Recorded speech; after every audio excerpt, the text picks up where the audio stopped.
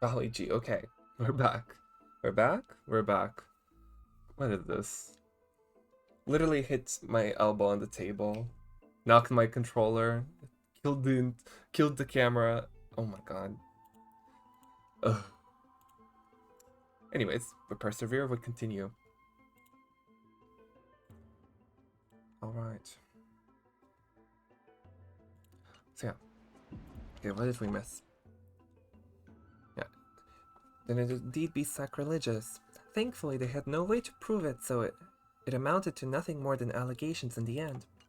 Right. One by one, Anaxa engaged in wars of words against those who would challenge him.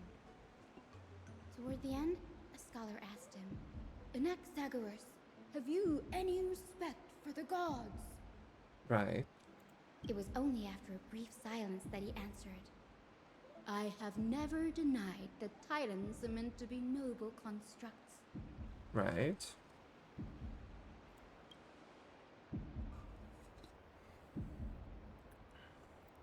But he didn't say that the Titans are not noble.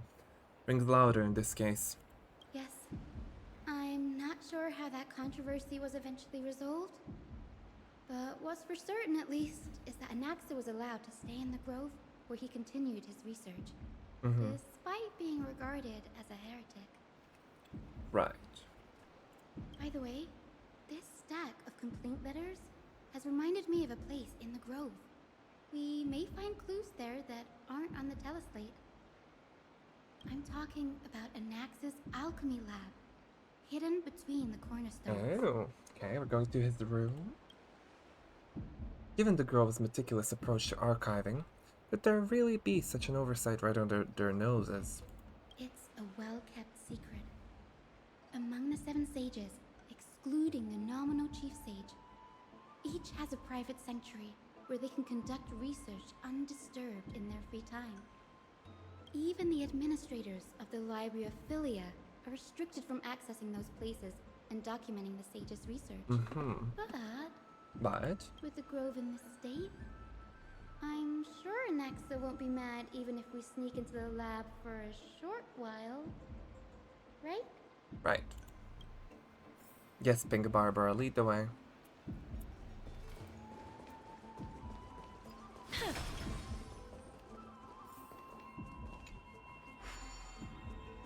Come on.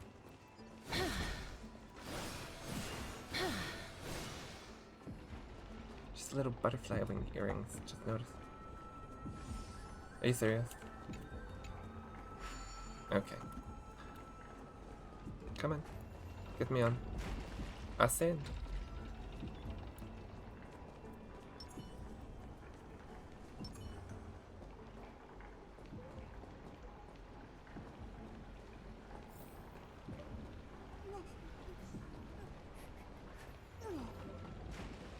Yeah.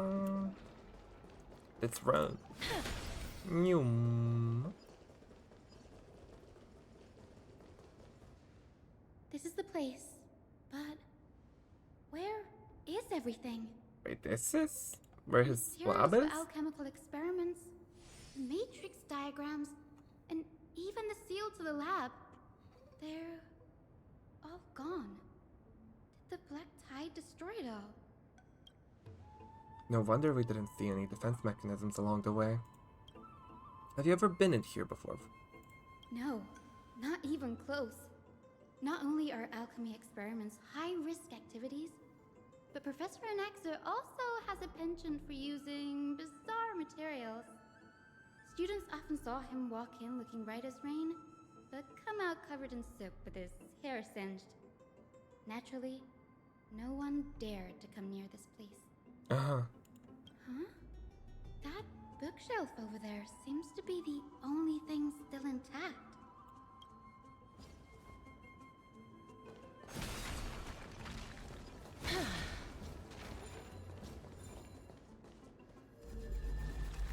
Destroying. No, I don't like it. This is more feng shui. Anyways, what is this? These are the materials requested by Anaxagoras. Documents from various fields have been compiled in one place, including Titan creations, the universality of the soul, alchemy doctrine, and so on. Most of the materials look to be within the research domain of the New Sporus school of thought. However, a document titled A Study on the Chrysos Heir's Background is mixed within. Ooh. These appear to be quick notes examining the background of Chrysos Heirs, the Holy Maiden of Yanasopolis, Tribi, Trian, and Trinan, descendants of the Holy Maiden from the Temple of the Three Fates. Goldweaver Goliah of Akama, from the Mnestia priestly family. Oh. The Prince of Castrum Kremnos, Hyacinth of the Twilight Courtyard. All of their ancestry have varying degrees of connection to the Divine Titans or their divine authorities. Does the golden blood come from the heritage of priest families or royal bloodlines? Anaxagoras, I myself, show no such connection. Carefully the creator, what criteria did they use to create the golden blood, to shape the Chrysos heirs? Yet Castorus, the servant of death from Idonia, her lineage is neither titan priest nor demigod, but she has walked the earth for at least a millennium with the power to grant death to humans. Where did this power come from? Another text speaks of the dragon legends of Styxia. The alchemical extraction of soul ripped from dragon corpses is intriguing. Dragons appear to be the Titans' creations. Perhaps there is a way to reverse the process, using alchemy to refuse human souls with Titan creations, increasing the purity and divinity of golden blood toward the absolute. The theory must be tested, experiments to be arranged. What's going on? Anaxa is conducting research on our friends in Akama and me? This journal contains several intriguing points. Chrysos heirs. Anaxa seems to hold special interest in the divinity coursing through the Chrysos heirs' veins, and has even conducted a thorough investigation to the heroes' backgrounds. It wouldn't have been so strange if he had focused only on Cassie, given her own curiosity about her origins. Plus, considering that the new Sporists have crafted omnipotent medicines capable of curing diseases, it also makes sense that he would conduct research on immortal Chrysos heirs. But now, it seems Anaxa's objective was never to create medicine, but to identify the origin of the golden blood and figure out its inner workings. Alright, makes sense. Creation of Titans. From the Abyss of Fate to Castrum Kremnos, I've seen many a Titan creation during my time in Amphoreus. Life forms created by Circes can also be found in the grove. But fusing them with human souls through alchemical means, I can't even begin to imagine. Anaxa's research. Through alchemy, Anaxa aims to refine the golden blood in the Chrysos heirs to a degree of purity equal to divinity. This must be what he means by close to true purity, but treating both Titan creations and the human body as materials to be used in alchemy experiments? It's rather extreme. Danny, look at this. Oh. I have a bad feeling about this. Oh, what are you on about, Anaxa? The hastily written journal, too. These documents appear incomplete. Judging from what's left behind, the important alchemical formulae have been taken away, only the author's reasoning remains. The previous approach has flaws. Fusing human souls with Titan creations does not purify golden blood. Even pure Titan creations are contaminants to the Chrysos heirs' golden blood. Soul fusion between humans and creations merely repairs impurities of the soul or maintains a connection to dying souls.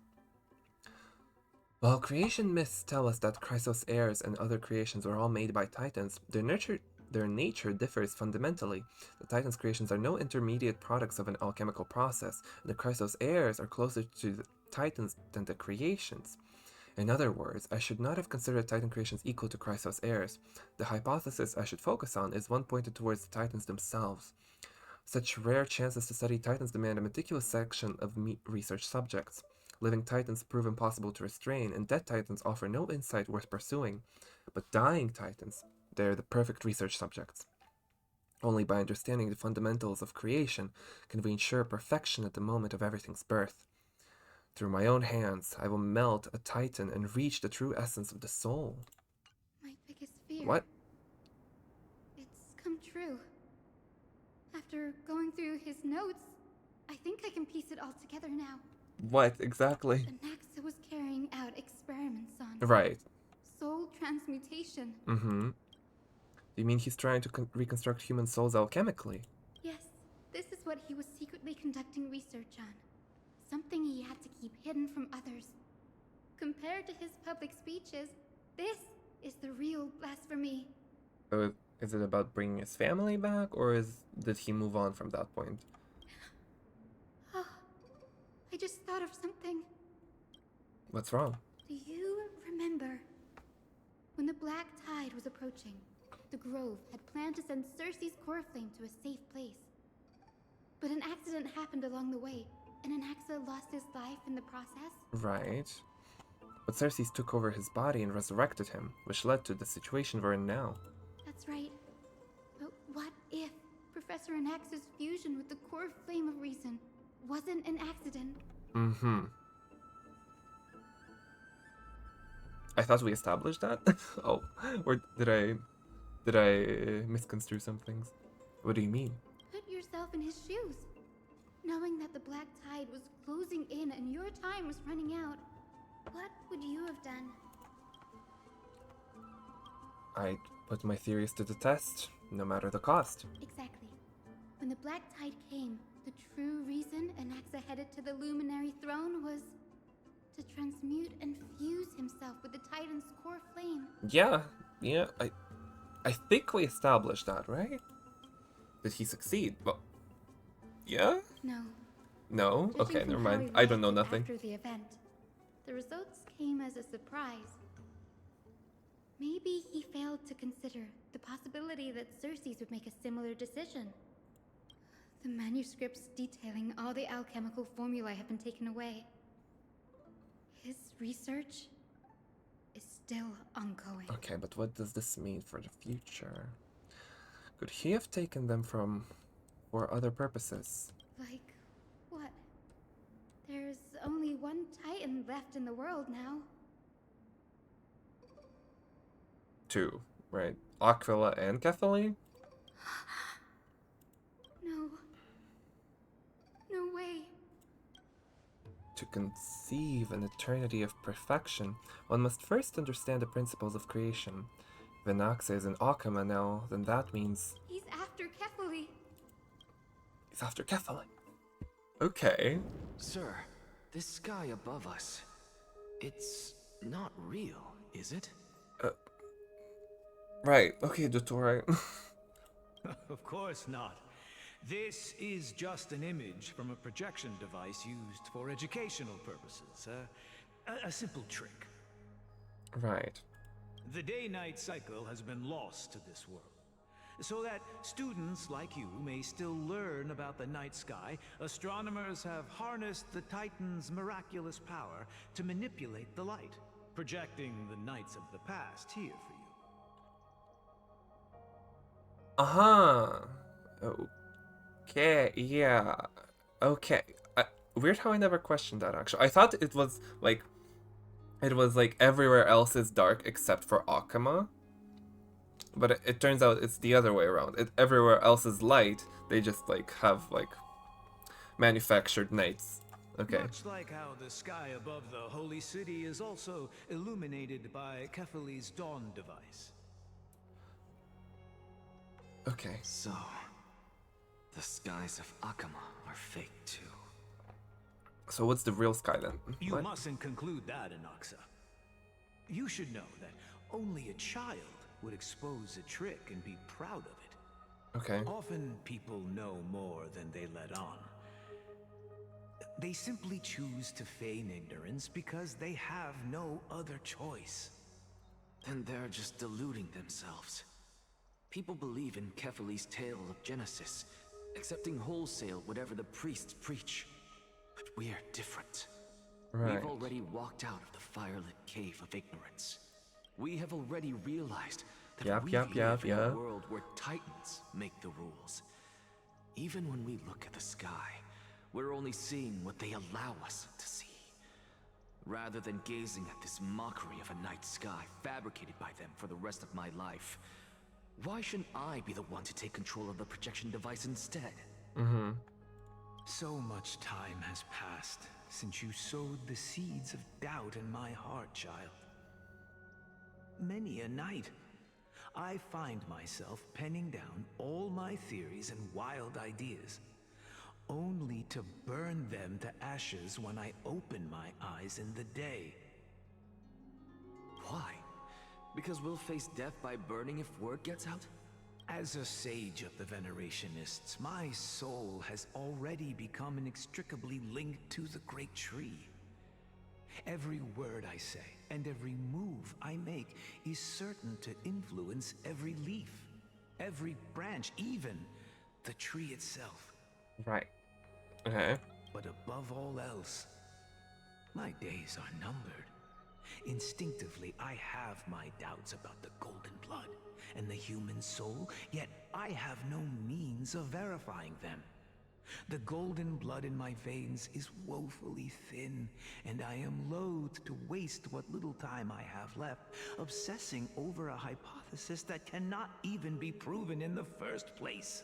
But I can, sir. I can do it for us. The time is right.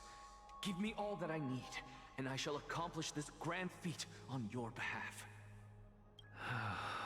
You're right. I shall do just that. In the next meeting of the sages, I will spare no efforts fighting for the rights you deserve. Go. Establish your own school of thought. Okay. Find out what we are. Become the one who conquers the ultimate truths of the world. Right. Child of humanity. Dang, where's this going? You didn't go to such lengths for an audience with Kefali. Just ask him a few questions, did you? So, you figured it out. If I were as foolish as a Dromus, perhaps I'd throw myself down and prostrate before their greatness, begging for the gods' prophetic wisdom. Well, sorry to disappoint, but I'm no Dromus. Alas, I am a human, standing tall on 2 feet, possessing both intellect and pride. Get on with it. Before such power, does it make any difference whether you're a human or a Dromus? I'm sure you're familiar with the story of the Styxians. When the Oh, raging that waves looks like threatened we're to gonna swallow go them, next. they didn't just give up and become sitting ducks. No. They constructed a dam that kept the roaring tide at bay, chaining down the mad Fagusa. They call me a blasphemer, Circes. But that doesn't mean I deny the existence of gods. It's just... as I see it, Titans are simply a force that mankind has yet to find a way to tame. Okay, sure. Oh? If power that rivals the Titans is what you crave, why not conform to the prophecy and brave the trial? Why stop at harnessing the power of the Titans when I can do so much more? The source of life is what I wish to grasp, to understand what makes up the soul, and to learn what we really are. Thanks to you, I've had the chance to personally verify, in more ways than one, that the soul indeed ceases to exist in death. But where there is death, there is life. And where there is an end, there must also be a beginning. Right. How then is a soul born? That was the only unknown variable left in my calculations. Right. And by the sound of it, you have already formed a conjecture. So are we doing cycles? I mean, I guess we are. But like, the Titans are previous Chrysos heirs erased from history, something. No. I have already drawn a conclusion. In my journey unto death just now, I finally saw the answer with my own eyes. Right. Professor Anaxa, Castris. I'm here. His life hangs by a thread, I must ask you to refrain from taking any unnecessary steps. Of course. I'll bring this to a conclusive end, and give you the answer you so desire. However, in accordance with the principle of equivalent exchange, I must also demand from you what I need. As you wish. He's gonna grant him death? Don't you care to know what the price might be? It's a matter of uncovering the truth about the Death Titan and his survival. This may be the only time I can ever save someone's life. There is no need for me to think twice. I see. In that Cutscene? case, Cutscene? let the show begin. Indulge me. Am I correct to say that you intend to prove Thanatos' whereabouts and prove the nature of our existence now? Before I begin, I must confess I had been stuck in a cognitive trap all this time. As unrelated as these two propositions may seem at first glance, they are in fact logical equivalents. They are merely two different ways of telling us about what the soul is at its core. The reason I say this is, as I've mentioned earlier, the answer was hidden in my journey unto death. Anaxa, you were in the Netherrealm? Yes, I am but a living dead man now, but that's not important. What truly matters is, I overheard a conversation between heroes. That's not all. Remember how I said you were a part of that conversation too, Circes? And I've told you that I have no recollection of such an event. That was likely just an illusion conjured up by the mind of a dying man.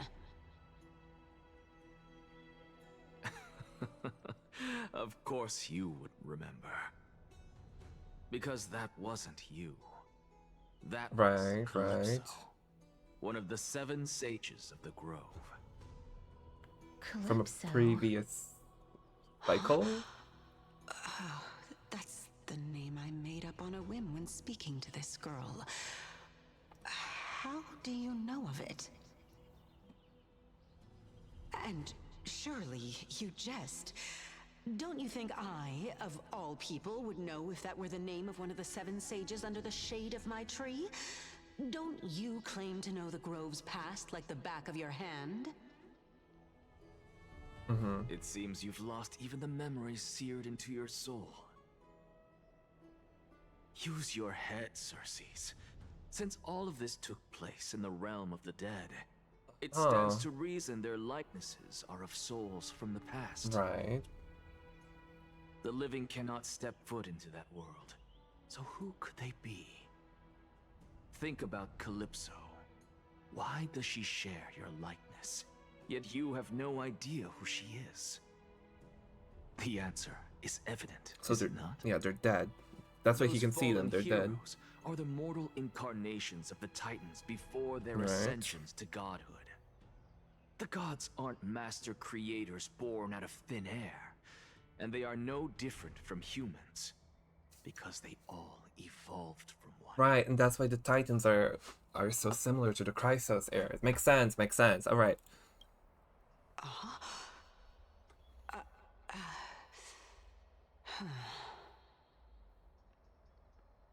Does this answer disappoint you? Yes, because you've answered nothing. If I truly was once human, as you claim, then where do the children of humanity come from? Even on the off chance that you speak the truth, this brings us no closer to grasping Thanatos' whereabouts. How are we to find them? I knew you would say that. Oh, But he's it so smart. matters not. I know what I'm doing. Actually, What in the... why don't we have this supreme being standing before us tell us everything? Internet, hello? Are we good? I mean, it looks like we're good. Okay. Okay. You can revive a Titan? No. Humans cannot return from the dead. Neither can gods. But he can speak. All we need to do is look at this from a different perspective, and the problem will resolve itself. The solution is simple. Just like what you did to me. Fuse? If I'm reborn as Kefali, I can rebuild the world and all within it as they once did. Simple, is it not?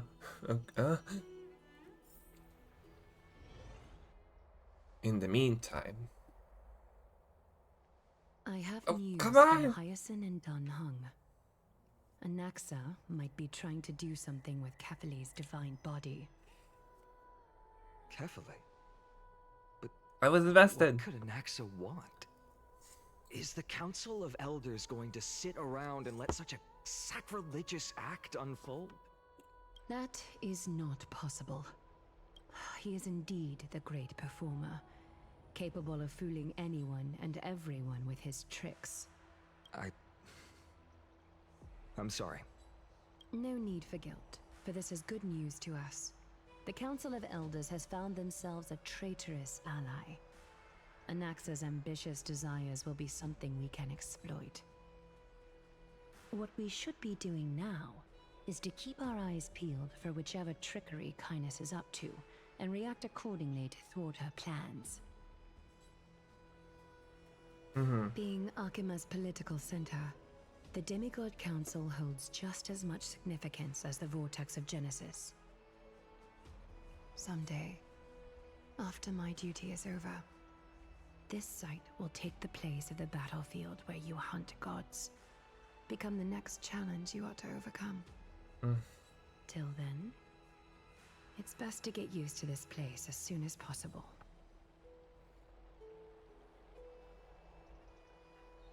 I'm fine this anytime you need something.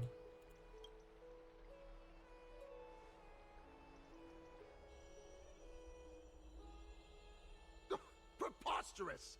The Christos heirs only have their standing because of the Council of Elders. How dare they trample over it? Wow, these people are shooting daggers with their eyes. It's been a while. Kratos, okay. Hello, Oleg of Amphoreus. Okay, but we've never met. That's fine. I recognize you. The young lord has nothing but good words about your courage. Maide talks about me. It has indeed been some time, Lord Kratos. And Finance here, okay. What brings you here in such haste? Shh, keep it down. Be more vigilant. See those duplicitous dogs over there? They do the dirty work for kindness. I've already ordered my people to hold them back, but we should still lay low. Unless you're itching for a bloody fight to get a workout in. My bad. So, did something happen? Did you hear thunderclaps last night? No? Hooray, it's Acheron. Why are we talking about Acheron? It would be hard not to notice thunderclaps in broad daylight. Thunderclaps are beacon signals of strife. They are a message from the young lord. He threw a spear bearing several words at Akama. Nice. Watch out. The Flame Reaver is back. I guessed as much. We didn't actually kill them back at the Kremnos Arena. Right. I figured this is something you would want to know. We Kremnoans And that's all we're never gonna back hear of. down from a fight. So if you plan to take that thing down in a battle, reach out to me anytime. And that's all we're gonna hear of Maide in this patch. You have my gratitude. I will let Aglaya know about this right away. Remind her to be on her toes while you're at it. That vicious kindness has been unusually active lately. Those lackeys she keeps under cover have been going in and out of the city a lot more frequently these days.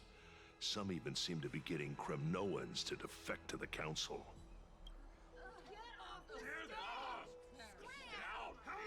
That's her. Looks like you can see it for yourself. What's going on? We should get back. Thank you for the intel, Lord Crateros. Oh, back to our POV. What's going on? By Catholic and Oh, like this. above, as the Theoros I have observed. Virtuous citizens of Acheron, Finan Vides, Elysiae, and the Outlander are heading toward us. They're having a cunt-off of generational proportion. Oh no. Aglaya, what happened here? I know about the poisonous fangs of that king snake through the golden threads. In the past, I would be confident about keeping her in check, but I admit I am now unable to do so. What do you mean? It is no longer about eloquence or arguments. I have been a demigod for far too long that I hardly have any humanity left. Before I realized it, I have become no different from these hypocrites, no longer capable of relating to the people. This has come a lot sooner than I expected. But perhaps it is time. I need you to step up, Finan. Oh, in order okay. for me to retreat behind the scenes. Okay. Yes, this is my duty, but He's a boy failure. It is far easier for the Council of Elders to fool many than just fool one person. Their so-called more support is no more than a ruse to distribute power using words instead of lances. There is no glory in winning this debate. But that makes having respect for humans so much more priceless. Finan, you are a Chrysos heir without flaw, capable of relating deeply with humans. I appreciate what you've taught me, Aglaya. I hope we'll live up to your expectations and win this debate. The Chrysos heir without flaws. Like, I think I'm still convinced that like the Shadow Reaver or Flame Reaver guy is his flaw, in a way, or it's his future. I don't know. Oh, we're debating.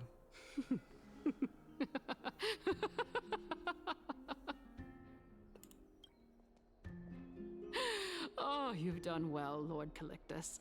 Let me take over and personally close this debate for today.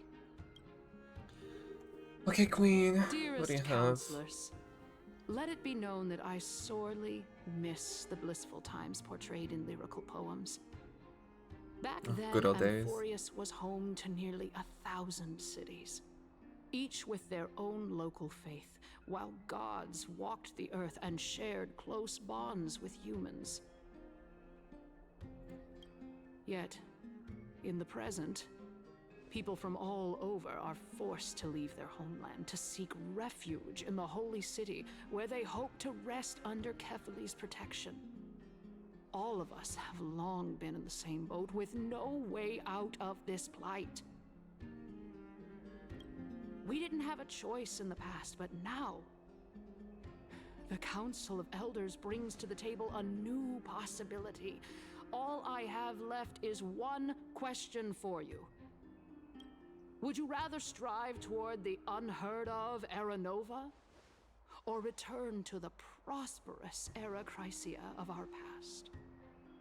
Make your choice. But it's impossible to get back to Era Chrysia.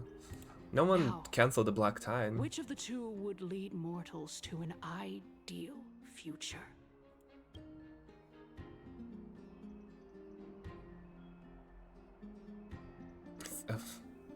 No hesitation. Oh boy. Okay.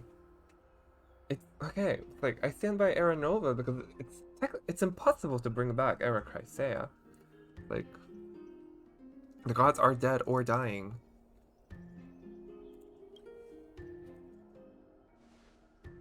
Era Nova is a path of salvation the gods promised. We should not have doubts in the Flame Chase journey. Who are you again? We all know that Era Chrysia is a thing of the past, Lady Kindness. Please, enlighten me. How does the Council of Elders plan to turn back time? Yeah, real. Let the three Titans of Calamity be born, and Erechrysia is nevermore. But bring demise to those Titans, and Erechrysia will descend upon us again. Oh, so you're saying just kill Thanatos? That's it? Know that the Council of Elders is never one to make empty promises. Look at who we have on our side. Oh my god. Anaxagoras, one of the Grove's 7 sages, and Castorus, Idonia's goddess of death. Oh boy. With the help of these 2 heroes, I can promise all of you that Erechrysia will exist once more.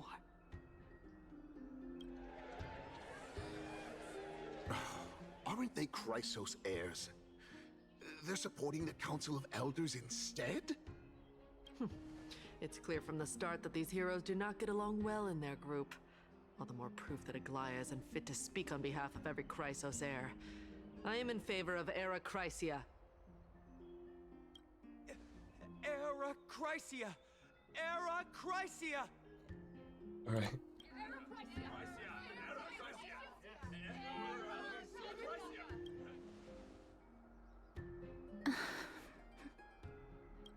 Castorus? Why are you standing over there?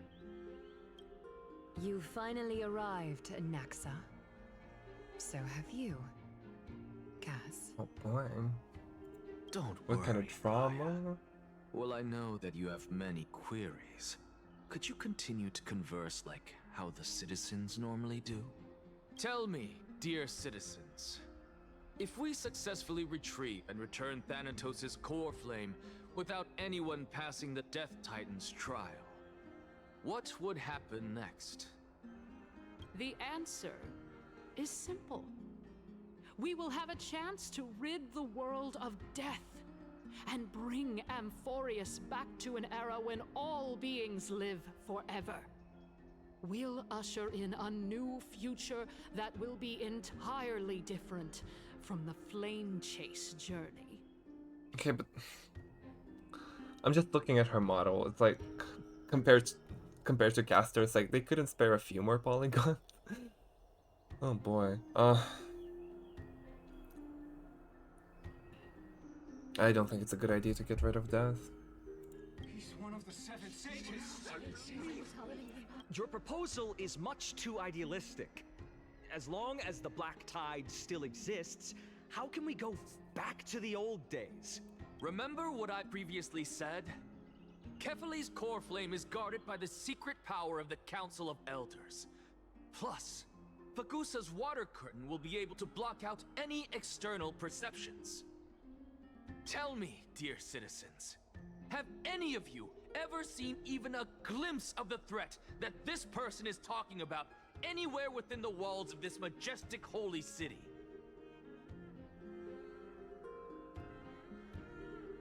Isn't it just survivorship bias?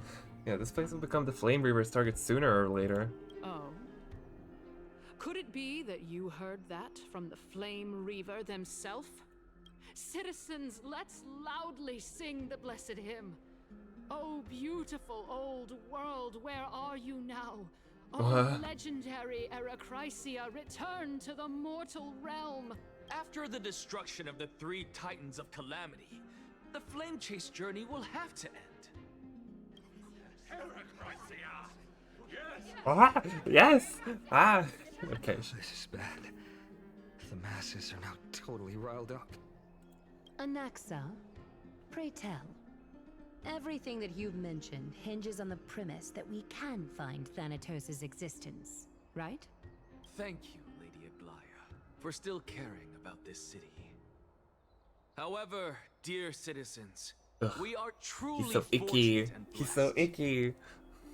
For Castorus, Idonia's goddess of death, will surely find Thanatos under my guidance. Okay. And he's smug. What? With that, I solemnly promise that the core flame Lady Castorus brings back will be personally managed by the Council of Elders. Thereafter, if we are able to garner the support of all of you at the Citizens' Assembly, we shall spare no effort in ensuring that the Era Chrysia will return to our world once again.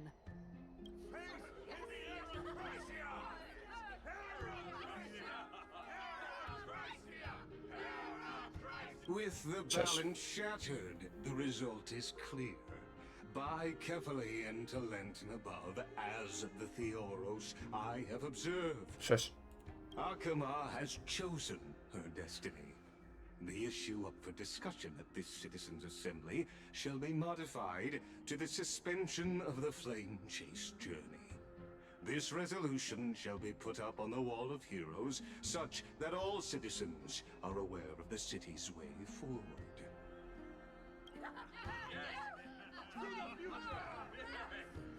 Aglaya, dear Aglaya, what has caused your heart to soften? You also don't seem to be as quick-witted as before. Wag your tongue as much as you like. Since Yes, the Mother, Flame tell Chase him. journey has been preordained by the prophecy, our failure has never been on the cards. Well then, I guess we'll find out if that's true at the Citizens' Assembly. I guess announces the conclusion of the debate and the attendees part ways. Okay, black screen. Hesteris, what's going on? Aren't you standing on this side? How can you be over there as well? Could you imagine? Well, it Never her. seems that when I I sent would you to deck an look for actor. Naxa, I unintentionally facilitated your partnership with him instead. You? My apologies, everyone. I know that you have many questions to ask me. I will answer them to the best of my knowledge. In that case, please tell us as much as you can. What happened when you went to look for an axe, huh? In actuality, he showed me What? a past that was both long and heavy. That we're gonna see right now. The reason I say this is as I've mentioned earlier. The answer was hidden in my journey unto death. Naxa, you were in the Netherrealm? Yes, I am but a living dead man now. But that's not important. What truly matters is, I overheard a conversation between heroes. Wait. Just this watch along, truly. Have you heard of this tale before? Belixia. A tale about the ocean god's treasured pearl, our hometown. Belixia? It was a seaside town which enjoyed the ocean breeze and glorious, peaceful times. Dragon? Thanks to the wisdom of its ruling queen. And Black Tide. Until one day, an evil dragon descended upon the town. Its wings were large enough to blot out the sun, while its claws were sharp enough to rip the waves apart. It barged into the tall tower and devoured the queen's beloved daughter. It even settled itself in her bedroom, like a tyrant king. The queen assembled 300 warriors who managed to subdue the evil dragon by chaining it up. However, when the queen slit open the dragon's belly, she realized that the princess had long since been digested, and all that was left of her was a pile of bones. Devastated, the queen wept for several days. It was then that a devious, smooth-talking scholar arrived at the palace and suggested that the princess could be revived through the use of dragon bone and dragon blood. That liar called this process the secret art of alchemy. Alright. Is this the Meshi? The princess was reborn! The queen was overjoyed, blissfully unaware that the evil dragon's soul still lurked within the princess's body. As revenge, the evil dragon swallowed the poor queen the glib liar, the courageous warriors, and all of the town's innocent civilians in a single gulp. Worse still, the souls of the deceased refused entry to the Netherrealm because they were filled with regret. Forced to roam the mortal realm, these resentful souls ultimately converged into a river of souls that would not retreat for a long time. Right. The terrifying death had consumed all. Thereafter, our hometown fell into ruin as well. Until...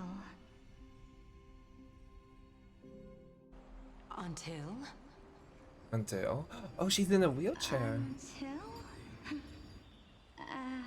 Actually, I don't know what happened next either.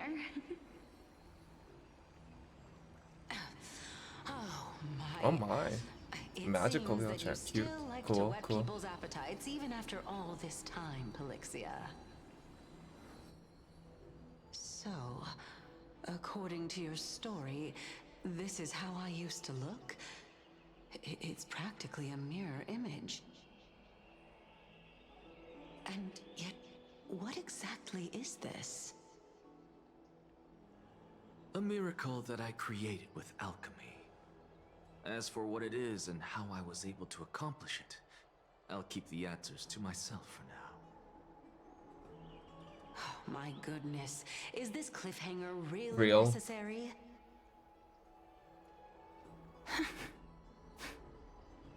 Quiet, Titan. Oh, we went Continue back to here. enjoy this splendid play, and the truth will naturally reveal itself. Dragon, huh? I've heard this legend before. In that case, what do you think of it? I think that this so-called alchemy was a tenuous analogy added to the story by future generations. After all, you've never heard of a tradition of alchemy in your hometown before, have you? Indeed. Oh boy. Before I left home to pursue my education, I never even knew that anybody was looking into this area of study. Girl, what's going on with you? God damn. She got messed up. 1 second. Be right back. Wow. I do like her design. I like, she was cool.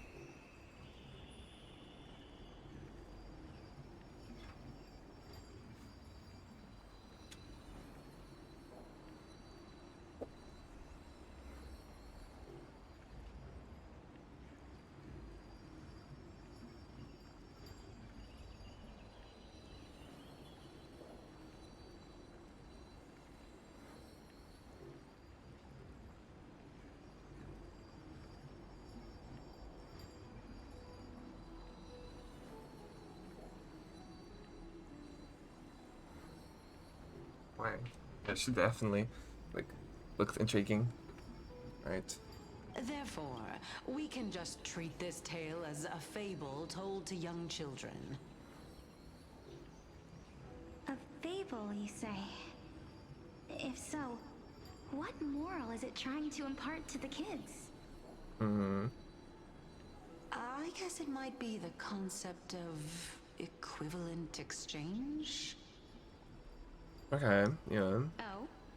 I thought the moral might be closer to something like honor the dead.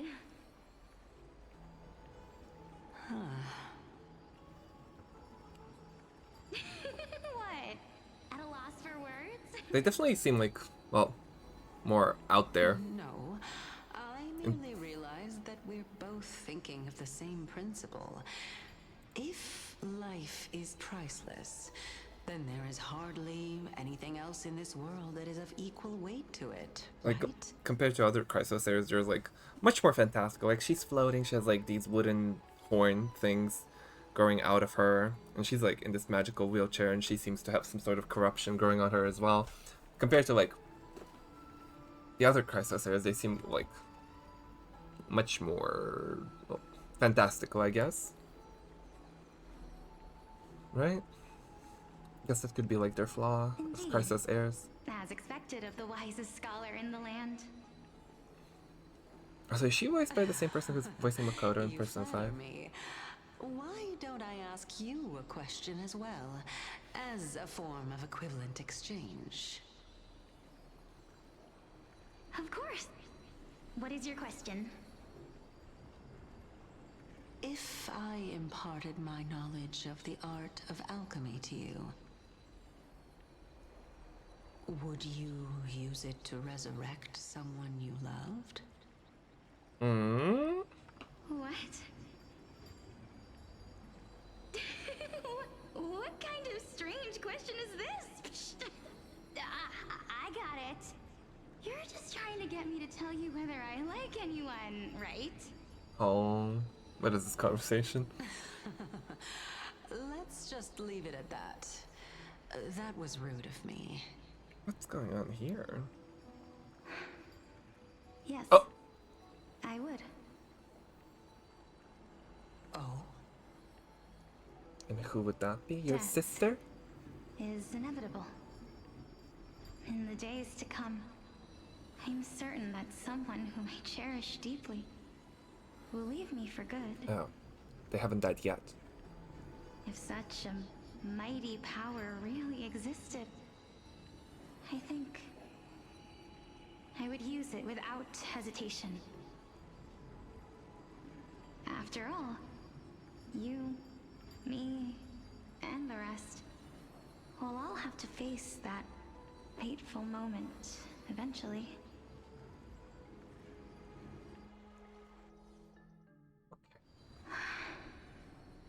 My time is finally here.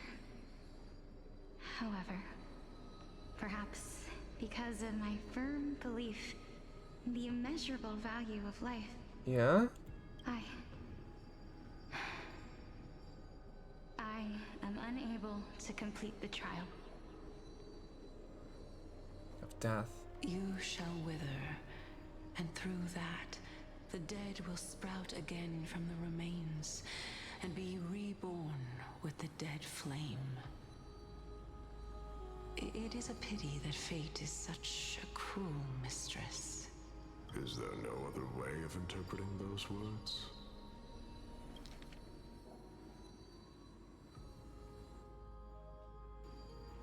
Mm-hmm. I'm afraid that the meaning is clear. Between my sister and me, one must pay the price. Our trial can only be completed when the one chosen sacrifices her life.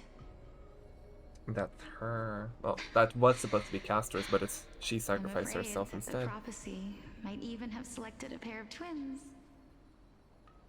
for this exact purpose. Of course, she has a twin. Okay. Fortune makes fools. My sister is prepared to sacrifice herself. And yet, I can't do the same. Uh-huh. Oh no.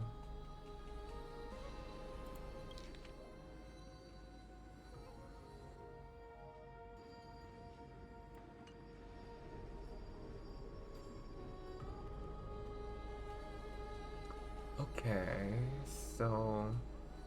Okay, so far there's nothing that exactly disproves my idea of the Titans of now are the Chrysos heirs who, like, succeeded their trials in the previous, like, Samsara, previous cycle. Huh. How absurd. My time is almost up, but I'm still afraid to welcome death. What should we do? If I'm ultimately not able to make up my mind... Since Chaos is willing to guide all of us and leave this trial to the end, there is still plenty of time for you to ponder. That's right. Don't allow the fog of an uncertain future to cloud your mind. Trial, prophecy, the topics that they're discussing seem familiar. But these three people must not have left their names in the epics. Otherwise, I would have some recollection of this. Amphoreus' history before the Titans were born was complete chaos. Is that not strange by itself? I have long held 3 hypotheses about this. However, let's continue watching for now. Calypso, Polixia, and this warrior. Yes, Nias. Seem to have met him somewhere before. Regarding this matter, Nias, are you confident that you'll complete your trial? Of course. Though, I am worried about what will happen once I've emerged victorious.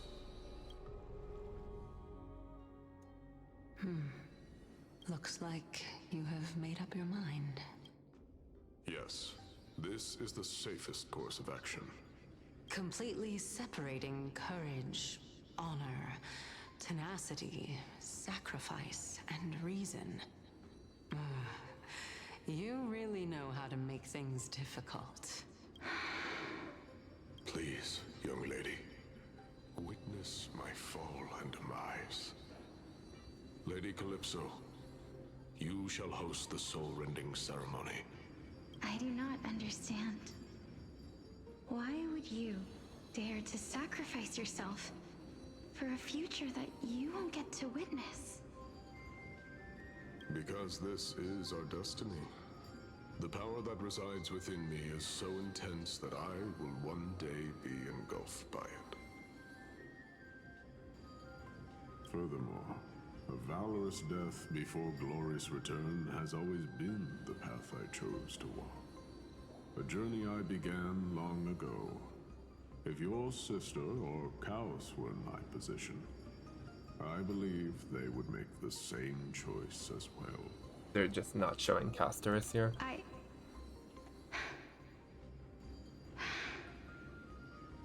I'm not that brave. I don't know how I'm supposed to face such a serious affair. Despite being Death's chosen one, it seems you still don't know how to face it. Let's chat, young lady. Perhaps I shouldn't end my journey so hastily. Since there's still time, I'm not worried about letting fate wait a little longer. Of course. This warrior is Lord Nias. As the embodiment of Nikador's divinity, he entrusted his life to us and allowed humankind to end his madness. That means that what I'm currently seeing before my eyes is, in fact... Looks like one hypothesis of mine has already been proven true. These heroes are the true forms of the Titans, before they attain their divinity. Yeah. If so, the chosen one of death that he speaks of is actually... Polixia? Is the previous form of Thanatos?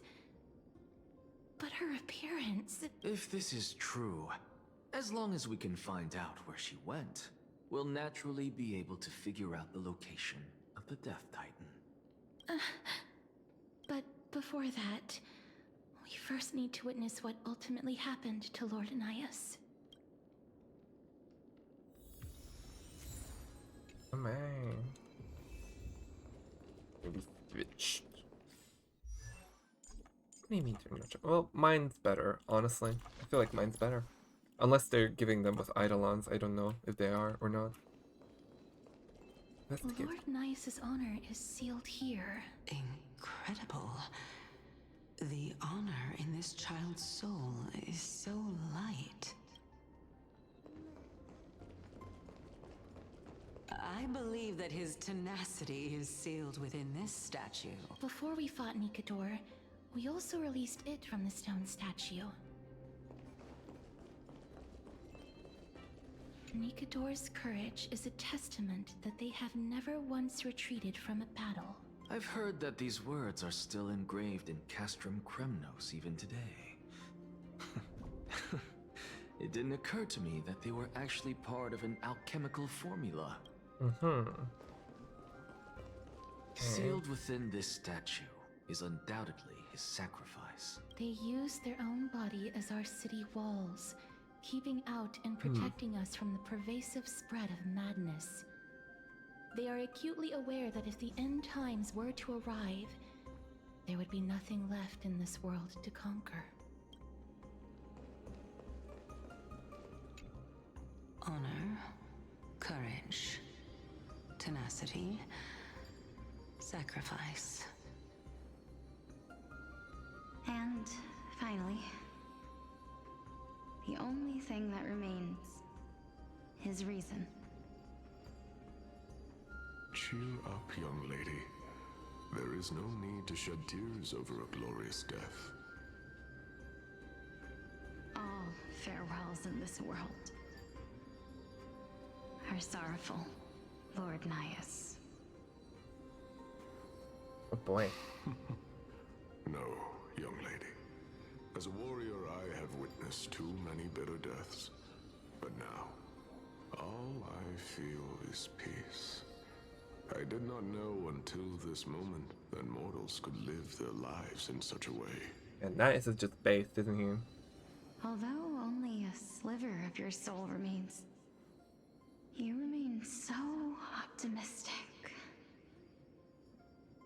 Or maybe the truth is that you aren't able to feel sorrow anymore. To be honest, I don't know either. But I am certain of one thing. This is not an acceptance of death nor apathy toward it. It's not even a feeling of despair.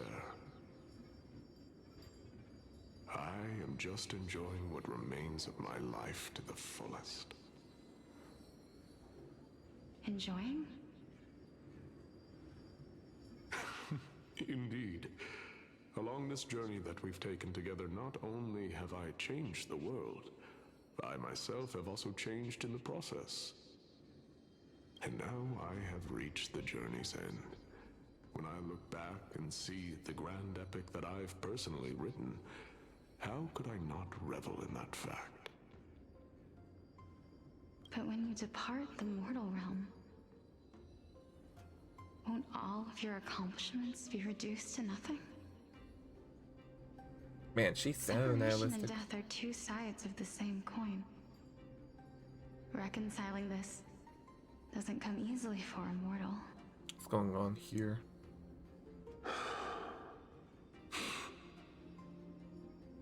Finally, let me recount to you a story of mine, young lady. The first time I returned from the battlefield, I felt extremely hollow. The calamity had devoured everybody on the battlefield but me. When I returned to the city alone, the citizens held a banquet for me that was far from pleasant.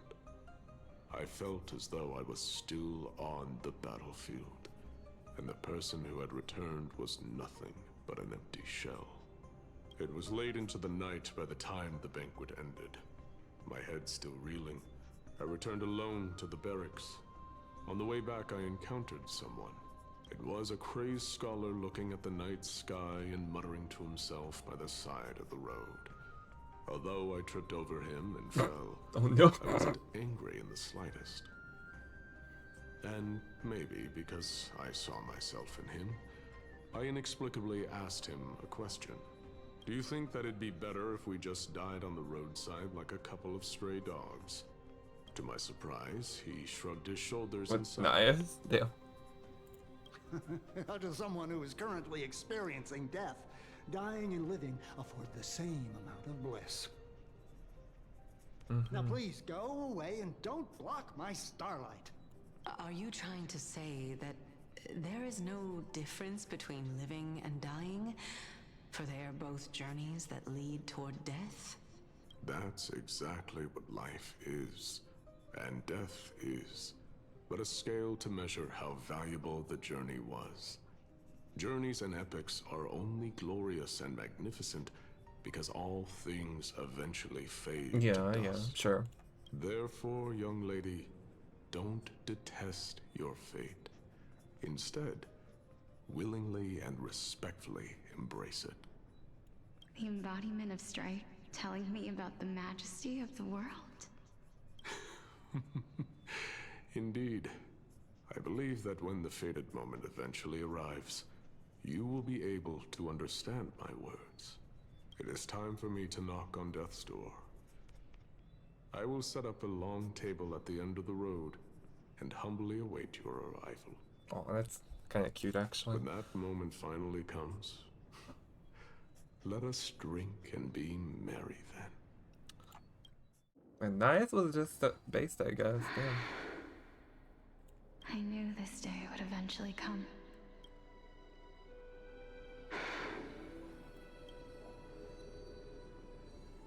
Are the both of you ready?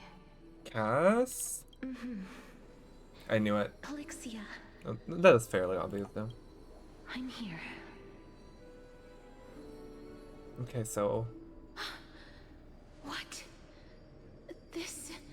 Okay, so the question is Castor special for being, like, brought back to the next cycle, or is everyone also from the past cycle, but they're just the ones that became the Titans? This is quite interesting indeed. Is this... Polixia's sister? Is it... me? Now, it's time for us to fulfill our promises. Are you afraid?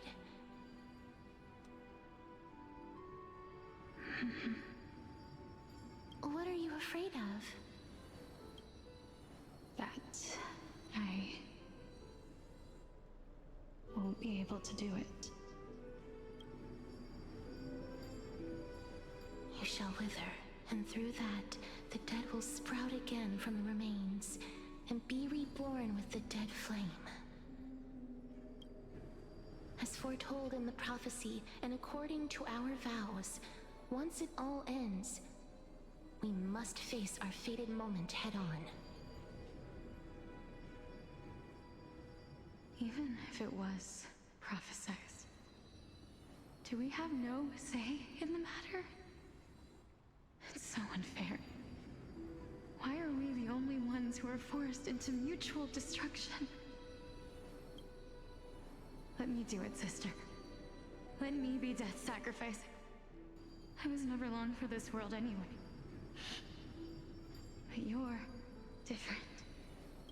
I was the one who wasted your life after all. Oh, jeez. Okay. You're wrong, Polixia.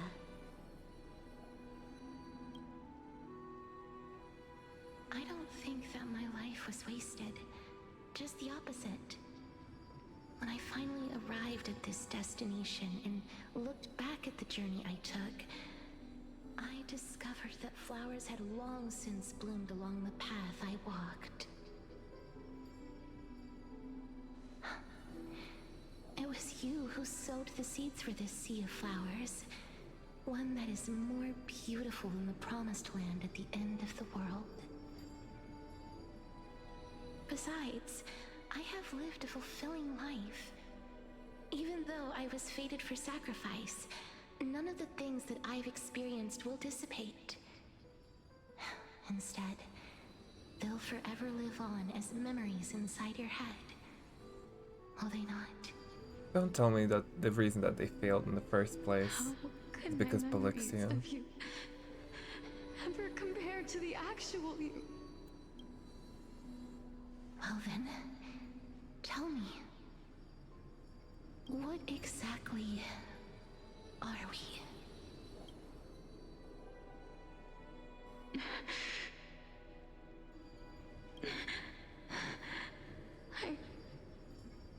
I don't know.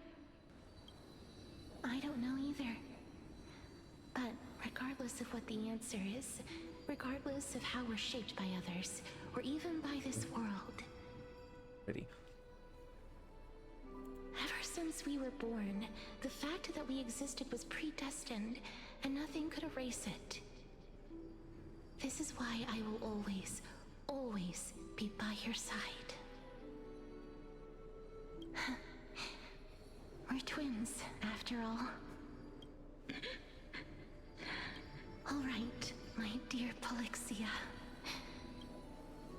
It's time to extract my heart and light the flame of death.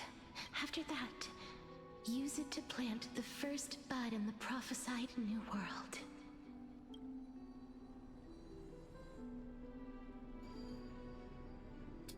Tragic. Mine.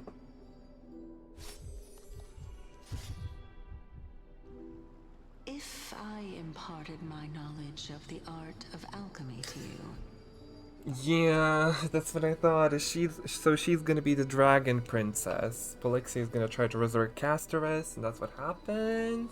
Then Castorus kills everyone. She gets the gift of death that's like unfinished and stuff. Would you use it to resurrect someone you loved?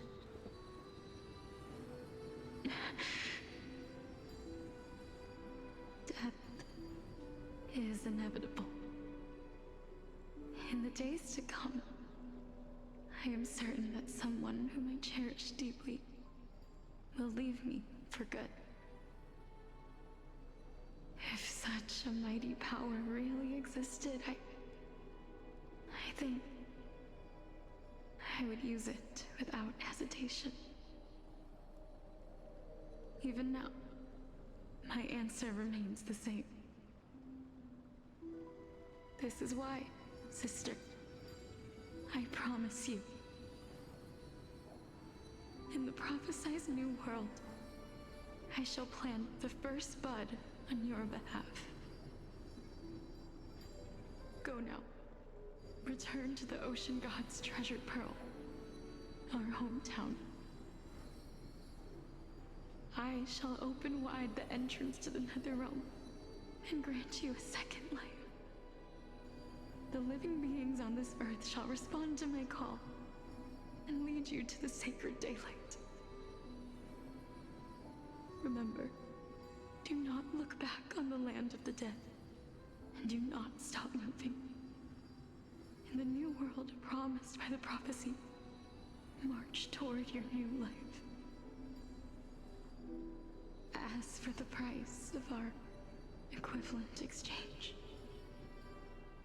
let me be the one to pay it.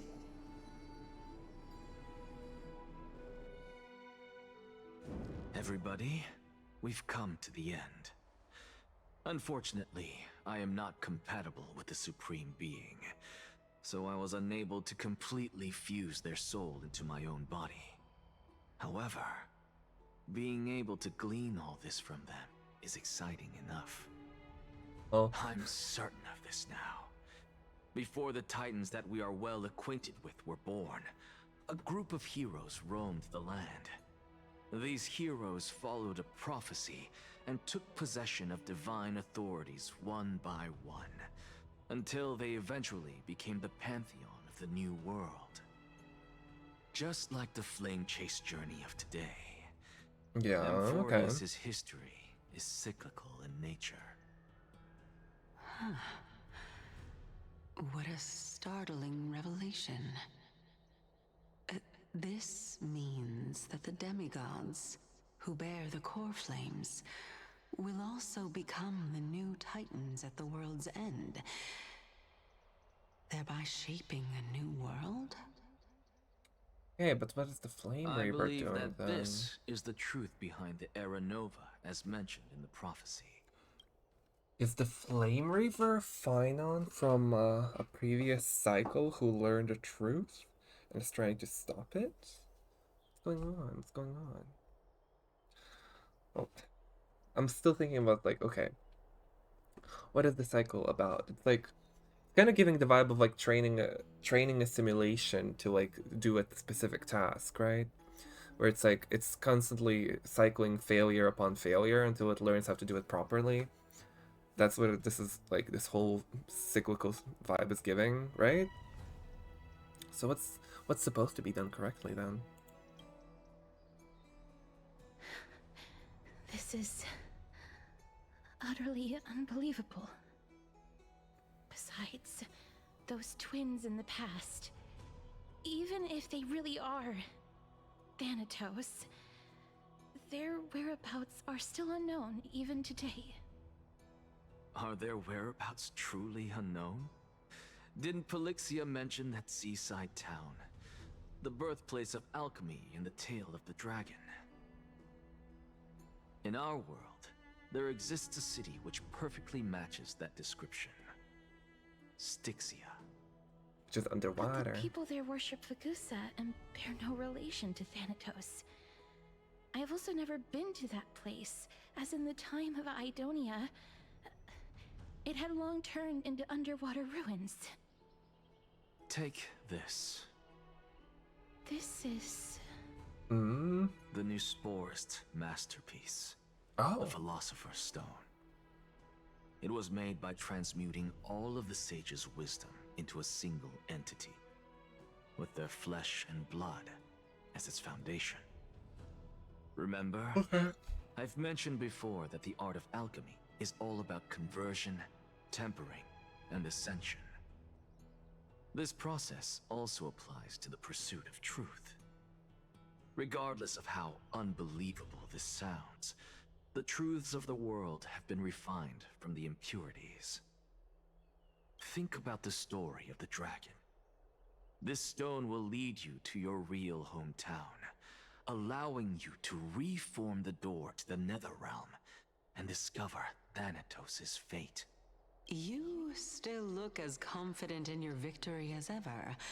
But what if your conjecture is wrong? Simple. I shall merely admit to the entire world that my experiment was a failure. However, my line of thinking will not fail, because I have already planted the seeds of doubt into the hearts of the masses. Is this happening? Yeah, this is happening before the than speech. Words, Castoris. With the assembly about to begin, don't forget the promise you've made. I've already searched for so long. I'm willing to try one more time. While we converse, his life is also slowly slipping away. But before I leave, I have another question. The bath. What exactly did we witness just now? Yes, girl. That was the world imprinted in Kefali's soul. If we are to prove its existence, you must take the final step. Go. Do not disappoint me. I understand. Why are you smiling? Hey, child of humanity. Don't get antsy. I still remember the question you posed to me. As a scholar, I do not wish to offer up ambiguous conclusions. Let's discuss this topic again when she manages to find the evidence. I merely wanted to ask, was that stone transmuted from your heart? If so, rebirth is no longer an option for you. Why not? When I was a child, I lost someone dear to me. When I was a teenager, I lost my faith. A while back, although you saved my life, I also lost my soul in the process.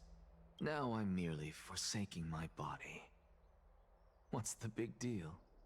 That's why he's empty like that. Why are you always finding ways to die? Isn't it good to be alive? This is but a necessary sacrifice on my path to transform into the purest of them all. Can someone who's dead even claim to be the purest of them all? Furthermore, if your hypothesis is proven correct, does it not just confirm that the myths are true, and thereby invalidate all your theories? No, it's just the opposite. If my hypothesis is correct, it means that I can actually ascend to godhood and reshape this absurd world that you all have created.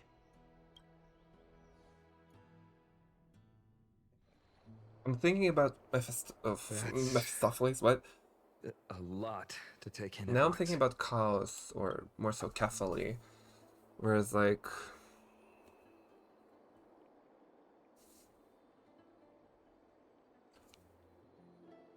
Oh, what? This watch along. So fun. Anyways, I'm thinking like, okay, if Chaos is Kefali, and Kefali is the one projecting the prophecy to Tribi, who can interpret it, etc., etc., I would assume that Kefali has gleaned the truth of this world in a way, didn't he? So what is he doing here? Like, because clearly the Flame Chase journey is, like, wrong, basically. It's gonna lead to the same outcome that happened last time. Nothing truly is gonna change, it's just gonna postpone the inevitable. So, like, what is Kefali's goal with this? You know?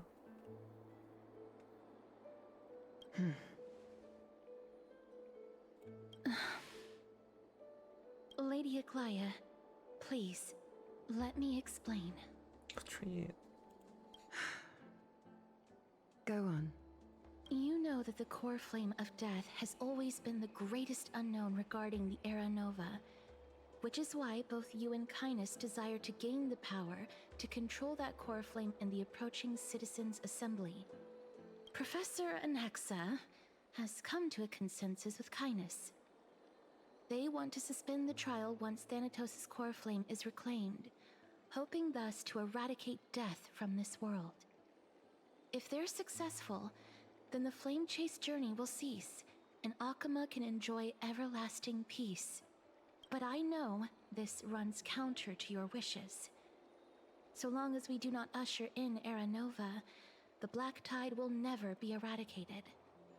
Even with Lord Mighty on the front line, and the Black Tide not posing an immediate risk, the danger nevertheless remains. Also, right, are you just gonna leave Mighty to fight it for eternity? Honestly, it's difficult for me to assess the pros and cons in this decision. But someone must bring the core flame before we can begin negotiations over it.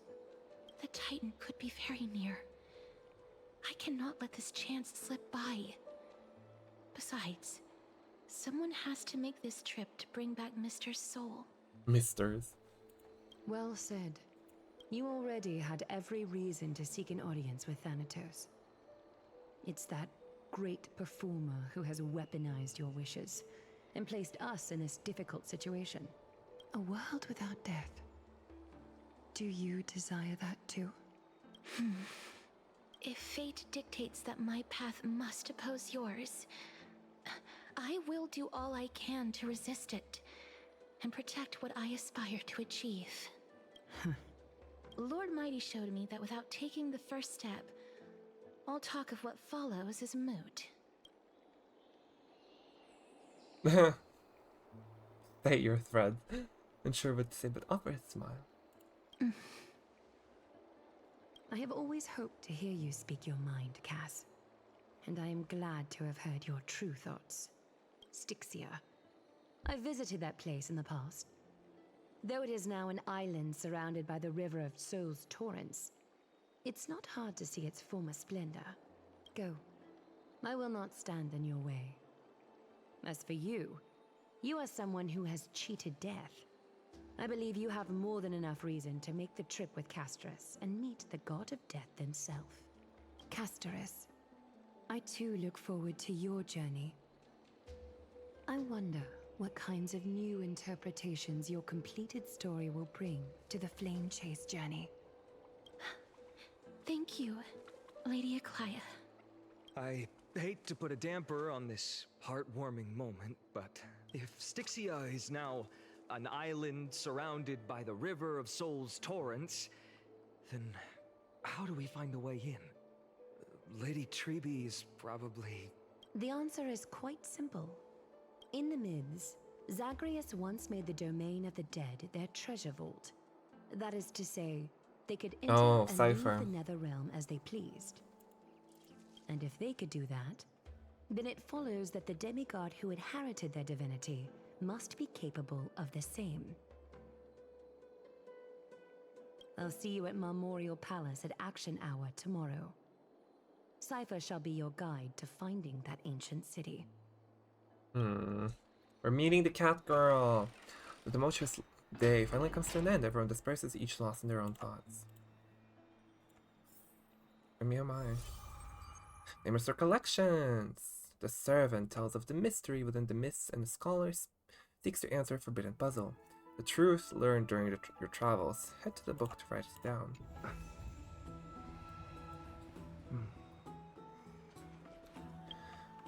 I'll admit, I haven't read the new stuff from last time.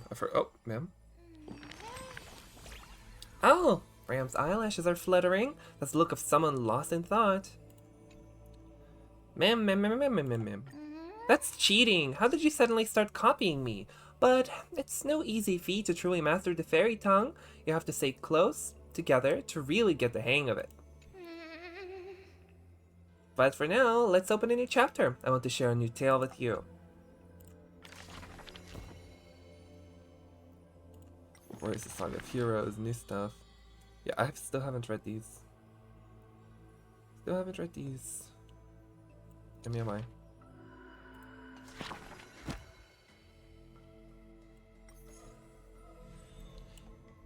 Having uncovered the secret behind Aranova, now drop that. Lunk. Oh my. Hyacinth! Oh boy. Okay.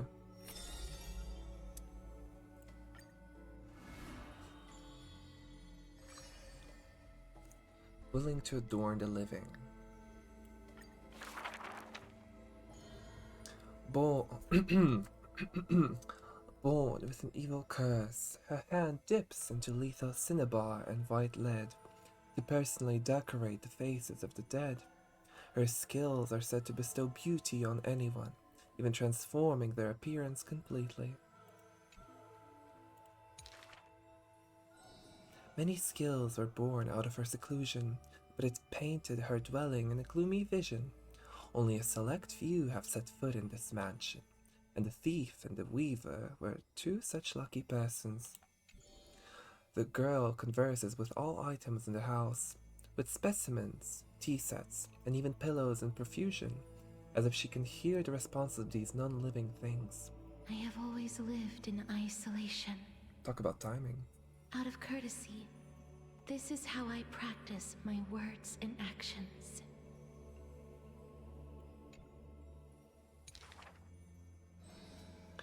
Oh, it's hard to believe her explanation. Her face, when talking, shows such a gentle disposition that unless she is telling fabrications, she must regard her partners as mere children. People passed these rumors down. Within the area of her encirclement, all things became frozen, escaping time's increments. It is an exaggeration, that is certain. People only found an ancient lion's head in battles ruined armaments. Those words are true. The head itself was nearly dead. Though they won in fierce battle, the warriors were powerless to turn the tide. It was the embrace where death dwelled that gave early release from their pain.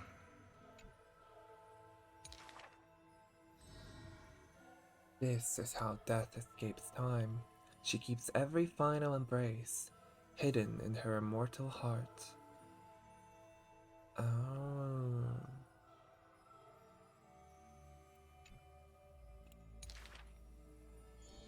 Out of her numerous works, butterflies and flowers often stand out stark. Ignite them, and you can almost hear the maker's remark. Even in death's silence, her sound can still be heard. It is a gift greatly treasured by the maiden. Few have the honor to be graced with such work. Only one has the heart to burn such a gift, and the reason she gives is rather far-fetched.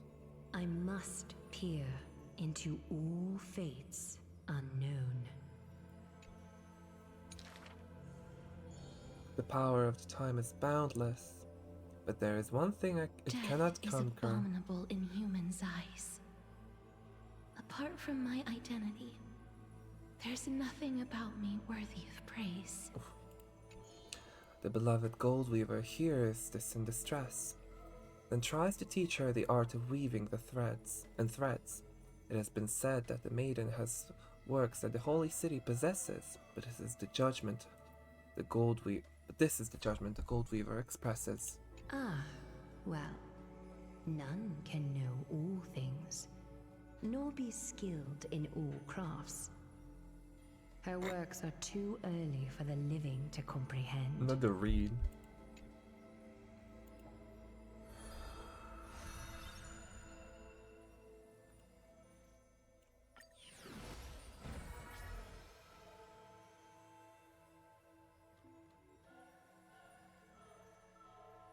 Mend. Small courtyard. The hangman. Guard not the broken. This is a tale buried in history. One day, a student, elated in victory, dashed around the grove's territory. I saw the spell the professor carved on his body. The youth with white hair was beside himself in joy. It must be a power most secret. A means for one man to stand against 1,000. That spell was rare indeed, for it was a secret way to overturn a cart of hay. The scholar was still a mortal body, as yet to snatch life from death, or to reforge a new flesh through a god's remedy. Various minute tricks and parody, he studied them all, crafting schemes. Oh, so busy. For everyone knows, he wishes not to use the divine power that is his, refusing rightful custody. And in that unwitnessed moment of his death, final tragedy, he still held that hay cart spell steady, standing alone, facing the evil enemy. Now, that craft is regarded as a magnificent study, not because of what it was, but because of its purpose, known to everybody. In fact, he once crafted miracles, forging silent servants, using soil as vehicle. Though no sentience, they do their job without obstacles, rivaling Titankin in spectacle. However, one day, he suddenly changes its tune. Creation is the Titan's work, and slavery is the Titan's manacle. When imitating divine evil, there's no need to invest reason, most pinnacle. Oh, damn. When the servants have all been recycled, he deigns not to explain, fearing to waste his reason or muscle, so he jokingly concludes the questioning with a chuckle. If it's just for odd jobs, students are a better gamble. Yeah, I knew it, Itchy. The way he addresses himself comes from elsewhere, an imitation of a divine machine. With some flair, he happily answers 5 questions for those unaware, knowledge seemingly given with stingy care. Okay. For a rhymes. wise one, 5 answers reveal creation's secrets, the truth hidden and bold. But a fool learns but not, and is left in the cold. Now, inquire.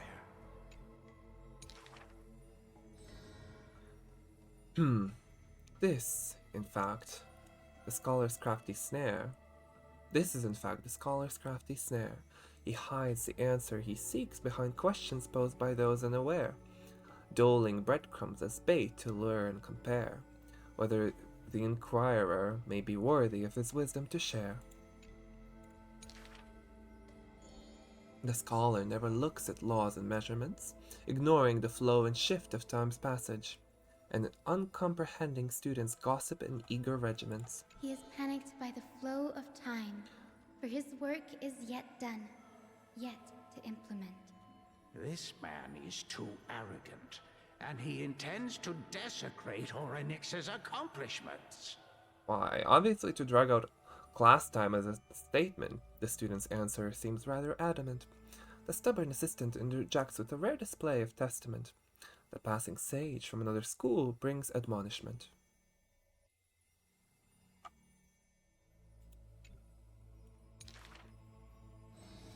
Outside the courtyard, the gossip flows into the scholar's ear.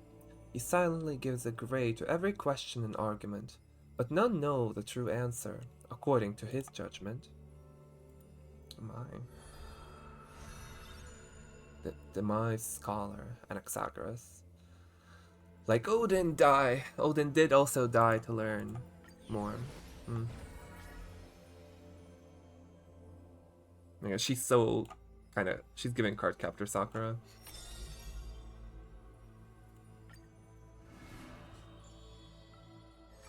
Healer of Light, Hyacinthia. That's the cool name. In the courtyard. On the leaves, the rustling wind plays a melody as the girl looks over the courtyard petite and exhales, gently dispersing the palm-held blessings. The entire yard is lit softly, like a dandelion bathed in sunlight. Is this courtyard a tad too small? It's okay, Clementine. As long as it provides warmth plenty. The girl makes the courtyard tidy, and in the Evernight lands outside the holy city. There's now a light curing souls' melodies. The girl's skills can bring forth miracles, but today she welcomes a patient quite special. Welcome to the Twilight Courtyard. The gravely How can I patient. help you? Oh, the gravely patient shakes their head. The end times are coming, and we all wander more and more. Oh, you may heal our wounds, but you cannot cure despair. The girl watches the patient leave, and her heart swells in sorrow. Clementine, prepare some things with me. I want this place to be brighter tomorrow. The red-haired child takes the girl's hands. Long time no see, Hyacinth. Are you here in Akama for a visit, or do you need help from us? The girl recounts her needs. I want some shining things, even if they're considered junk.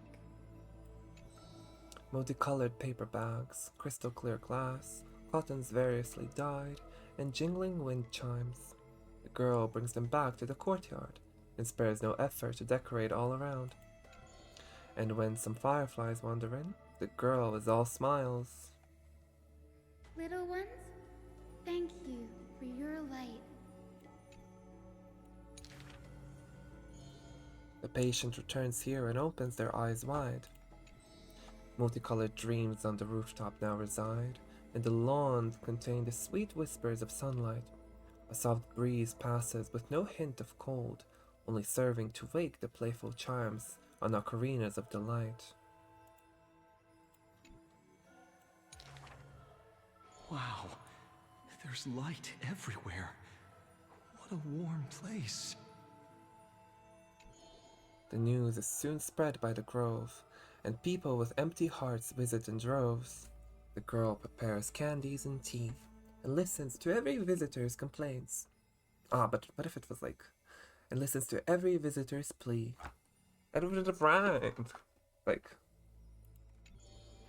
people say there was once a star called the sun in the sky, but now that star is no longer there. People say that Akko took away the world's light, but they still left behind a heart bright to illuminate this happy dream in the night. Like the blizzards in the month of mourning doth calamity fall, burying warmth in dawn's calls. Orderless tides swallow up the grove of reason, and that tiny healing haven is also extinguished, broken and barren. When the girl, far from home, hears of such grave news, the wind brings to her a moment of confusion, but it also evaporates the tears that briefly sparkle into being, and the girl still smiles, bright and happy. Soon, the people of Akama see once again. The girl collecting more pieces and tokens, wanting to rebuild the pure haven. But she never realized that wherever she stood, she herself was that holy courtyard, that light-filled haven. Pretty cute. Oh my god, her hair, she's so transcolored.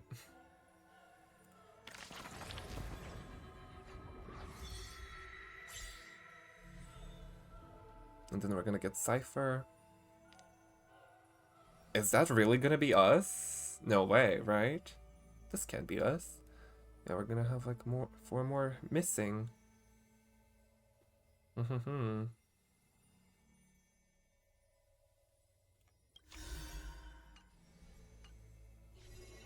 on, you know what? Might as well knock out the ones I haven't read yet. Everyone's stories are so deep, I can't keep up. Does Ram understand them? What is a god exactly? Only speaking of someone like me. Omniscient. Ah, that sounds so sad, doesn't it? That means they could never truly look forward to hearing a story, could they? But still, I don't quite get it. So let me ask in another way. There must be a difference between gods and us, right? Otherwise, why would anyone ever want to become a god?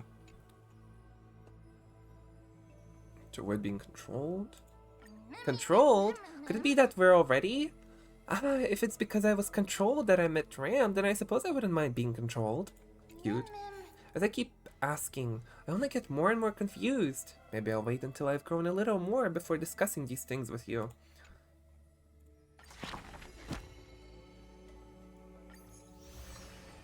Hey man, I'll take that, thank you. Oh, well, yeah, we're definitely going to be unlocking Cypher too. Well, let me read the ones I haven't read yet. Why are they numbered like this? I wonder what it means. Yeah. Okay, let's... What? Is that the one I... Oh, there's 2 that I need to read for her? Damn. You shall part with your friends, with your enemies, with others, and with yourself. Tribios, you have already swallowed the fruit of fate. From now on, you shall be as a school of birds without feet, flying toward tomorrow without a moment of repose. The Chrysos war clamor rises and falls, and when the children reunite, only 3 of them remain. We have heard of a Chrysos heir. The lively child says. That person tears open the barricade of the black tide, aims at the sky, wanting to contain the corn flame in the sheath. There will always be warriors like me, who believe in and are willing to protect the tomorrow they prophesize. But the crusading Chrysos heir never returns. The greedy ones then lift the crown with sharp blades, and by power's lethality, they are one by one slain. We remember a group of bards. The taciturn child says. The bards compose songs for the children's prophecy, and along the corpus of the pillar of stone lay their footprints upon which ballads are carved. Though we lack the might of swords and shields, we can take you to walk every part of this world.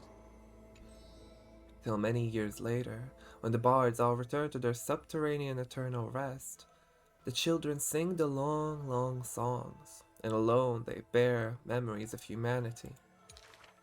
We miss us. The exuberant child says. When they left their home, the passage blew the girl apart into countless turbulent bubbles, carried to all corners of the world on the winds of destiny. We will run towards the world's agony. The children cheer each other up. As the years pass and the sun and moon rise and fall, the children often hear sounds of their friends chattering. Farewell, farewell, farewell. The children who still walk the earth silently hide their wrenching sobs. God, tragic. Upon the hills of Akama once grew golden figs as far as the eye could see. The remaining children linked their hands and decided to make this beautiful city the beginning of yet another journey. 1 second.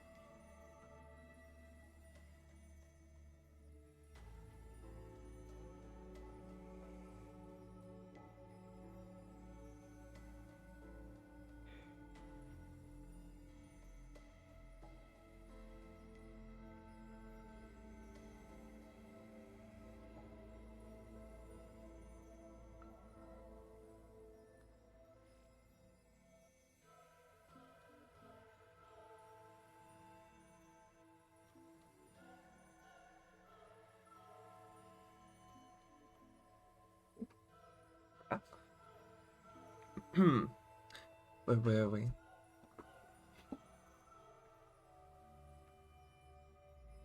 The remaining children linked their hands and decided to make this beautiful city at the beginning of yet another journey. The children pull on the hem of the maiden's dress. Please, listen to the prophecy we bring. The maiden pulls on her silken threads, weaving in her heart the children's past into strings. Chase the cool flames with me. I promise that the libations poured are guaranteed to bear fruit. Oh, it reels more and more every time. Oh boy. The libations poured are guaranteed to bear fruit. The hot blood of the sacrificial lamb will not be spilled in vain.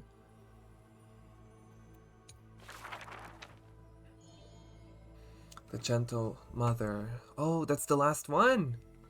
Possibly.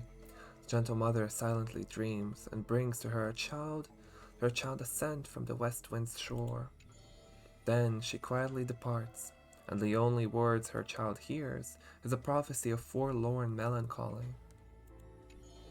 The slumber of titans, the fragmented lullaby, the roar of the guards, all merge into a torrential black tide that carries the first demigod from the past to the future.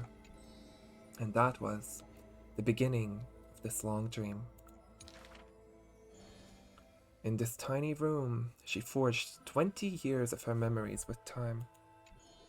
Sometimes the child does not understand. The gates of worlds outside the window are so numerous, yet why can we not step within? And if one cannot leave the tower, what need is there to gaze into the distance via tomes? The mother smiles and does not answer, only using bedtime stories to once again gild another golden sheen of destiny to the Amphoreus of the child's dreams. Alas, the golden light of destiny cannot illuminate the shadows of power and greed. All it takes to rob the child of her only kin is a letter of dark conspiracy. The culprit thought the murder had no flaws, but was unaware that the lamb willingly stepped into the passage's dead end. Before the priest met her demise, the only thing her eyes contained was spite. Yet she leaves her warmth and hope embroidered into those dolls, leaving them behind for her innocent love. Loneliness takes nightmares into the child's sleep, and the child hugs those dolls tight. At the very least, we will never leave each other, right? Ornix softly sighs and carefully lifts a curtain of time, presenting a crystal given in libation to the brave, before the doll holding a blade. The Titan loves this child born into sorrow, but has no power to erase impending tragedy in the morrow. Only can they dispel the evening wind of the palace, giving the child solace and sweet dreams. Turn back, chosen one. The Titan's fading proclamation cannot pull back the string of the girl's destiny. All shall bid farewell to one, and that person alone will witness the miracle. And whose voice is that? Is that supposed to be Yanis's voice? In the holy city adorned with falling flowers, the children recall that prophecy, beside their friend that has passed away. But the girl had already passed through thousands of crossroads and continues to sail toward tomorrow. Oh, for that bright spot beyond.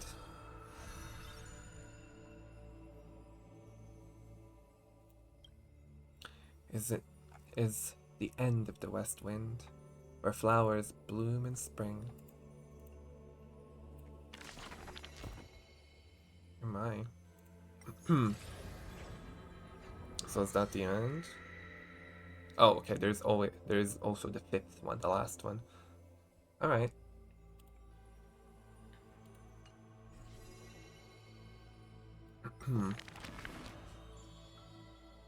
Let's go with Aglaia next. Curtains of swords and weave. A solo lyre's sound flows along the streets. My lover, why does your mood change faster than the clouds above? The audience's face is covered in sorrow. Oh, how I wish she has clear eyes that are quick to anger and laughter, and dimples that crease in smiles and frowns. For the maiden he longs for has a body of alabaster and fingers carved by scalpels. In her runs blood of gold, and a heart woven from threads. She has neither eyes nor dimples, lacking even a face, for she is Aglaia's garment maker, merely a demigod's serf. The gilded dressmaster, the executive of romance. How resplendent would her mansion be above the radiant dawning clouds. Nervously, the visitor opens the doors, like parting curtains at a theater.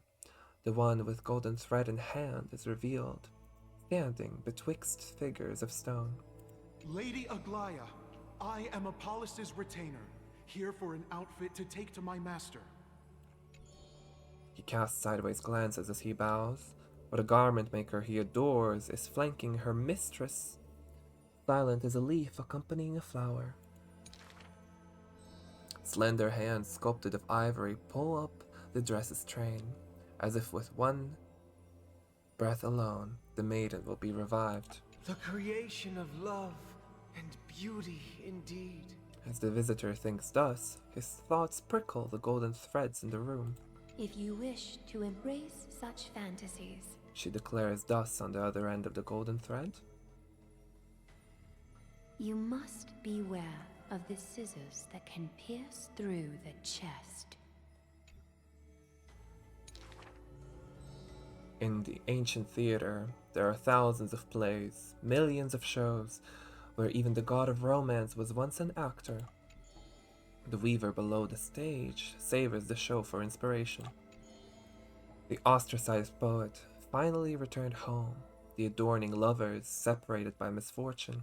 The hero betrayed fires his deadly arrow into the traitor's heart. The thread known as romance is knit by all beings, by all love and hatred, beauty and sin, memories and prophecies. All that occurs are clothing indeed. Look! The despondent servant buried his love. The dressmaster plucks it up, and into the garment maker's dress she weaves.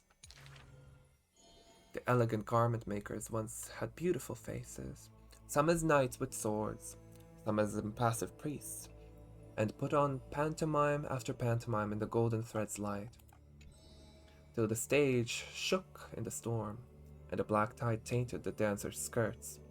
She wiped clean their visages, and instilled armaments instead of silk.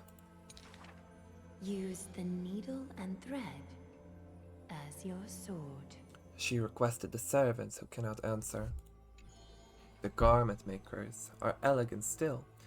They... oh my.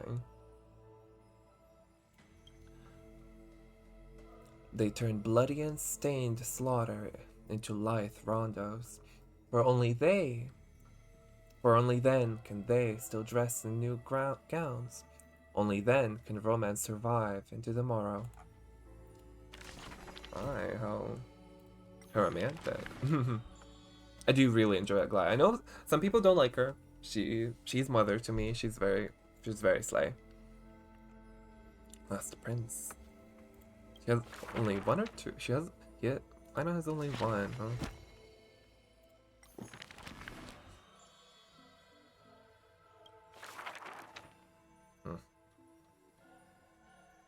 Oh, there are hands trying to catch him, aren't there?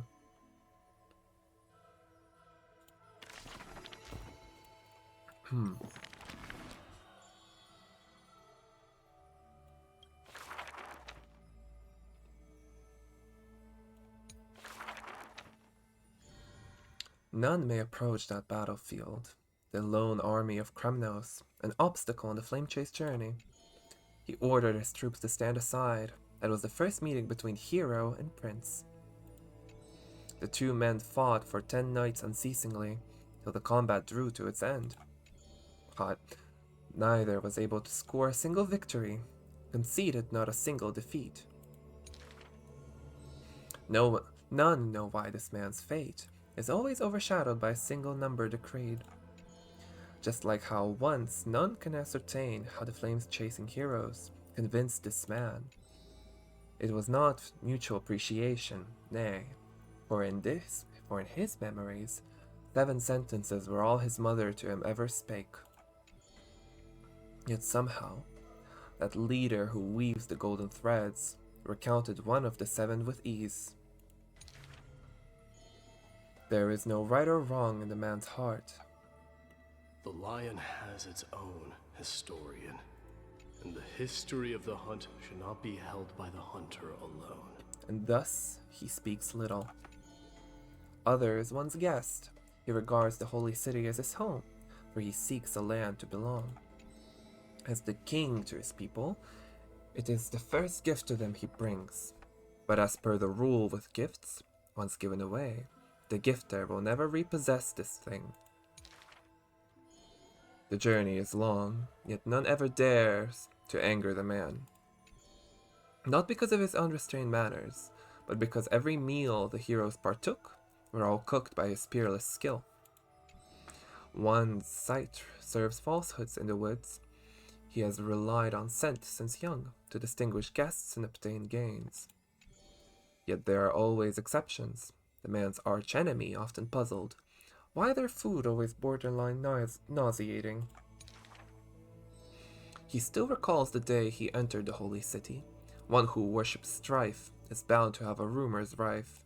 Even insects consume each other, and he's no less than the Mad King's kin. It matters little, but a man always considered himself an enemy to the world.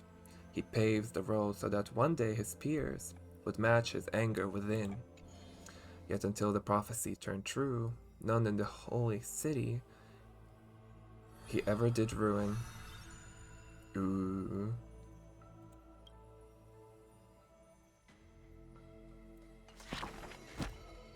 Ew. Others recompense. Oh me, oh my. Oh, that's how many more there's gonna be in this chapter? Right.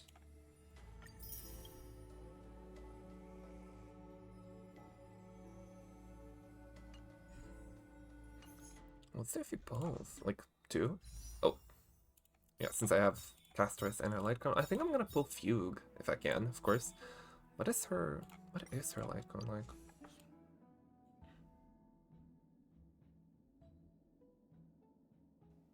Oh, okay, it's just even more break damage.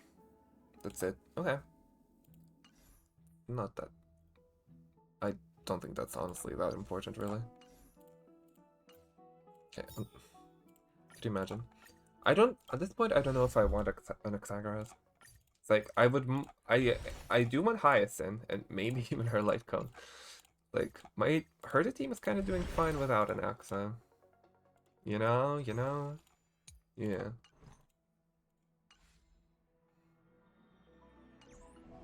Okay, let's continue. Speak with ma'am. Hey, friend! Is the debate finally over? Did you win? Just thrashed them. We're tied. We managed to win ourselves a glorious defeat. Won a glorious defeat? You sure know how to look on the bright side. Well, moving on. I was hard at work even while you were at the debate. And what were you doing, ma'am? I borrowed a mountain of books from Cass to see if I could find a way to solve your problem. Let's see. I still have only 32 books to go. Out of? It's okay, ma'am. We found a way. Really? Oh, that's fantastic news. I knew it. Hard work always pays off.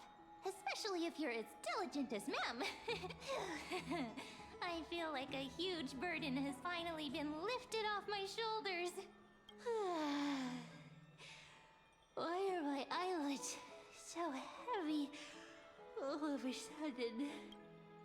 There's nothing more we can do for now. Let's get some rest. You're right. Then I'll go back to... As their custom, ma'am, with astonishing dexterity, slipped back into their secret little hideaway. Good night, ma'am. Good night, Akama. It is nighttime right now, right? Where's Danhung? Where's Daniel? Later, somewhere in Akama. It never ends. Truly, never ends. Oh. Tribby! We've yet to see Tribby, I believe. Cass? What a surprise. Lady Tribby. Is something troubling you? I just wanted to speak to Lady Trian for a bit before I set off.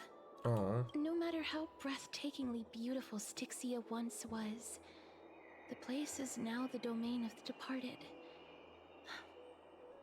There is no telling what we'll encounter there. I don't want to have any regrets.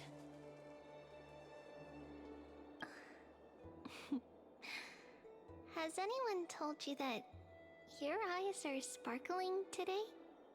Damn. Is that a figure of speech? In the past, when you did smile once in a while, all of us could see that your heart remained troubled even as you smiled. Lady Tribby, you know perfectly well that see you tomorrow is nothing but a white lie. I hope your toughness is not a mask hiding a lonely heart. Cass, you hardly ever talked of your past. None of us knows what you went through, apart from Maggie. But we know it must have been filled with pain and hardships, as it is the fate every Chrysosaur is destined to live out. We are just happy for you that the core flame you're meant to inherit has finally surfaced. Isn't it a little too soon to say that? Yeah, she is kind of the one who doesn't have a little blink of light But you in her eye. already know where tomorrow is, don't you? There is no need to rely on anyone else. Just give it your all and leave no regrets. We have always believed that your embrace is just as warm as everyone else's. Oh, that's sweet. Because we embrace others to comfort them. And Cass, you're the kindest Chrysosaur we know. Aww. Thank you, Lady Tribby. This feeling...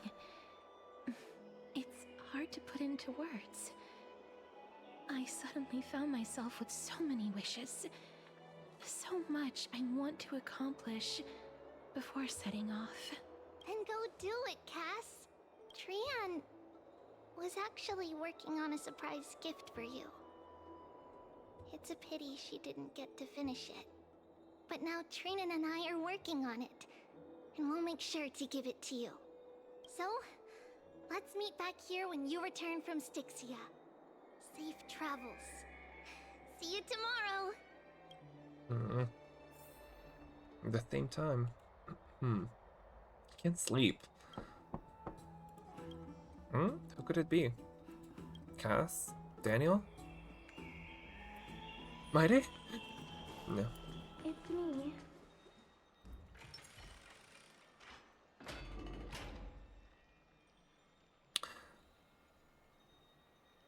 Well, this is awkward. One of us is gonna have to change, you know? Oh, that's good. I hope I didn't wake you. Is there another mission from Aglaya? Sleep is a luxury when you're at my age. Huh? No. No, I'm here because of private matters, actually. If it isn't too much to ask, I'd really like it if you could come along with me to retrieve something. Okay. Sure. As expected, manual Aren't you labor. going to ask me what it is? It isn't a long way from here. Shall we? I'd love to go in and take a look. Yeah, girl. Have you heard? Seems like all the rooms are full. This would be a crazy place too. Ah, I guess they're immune.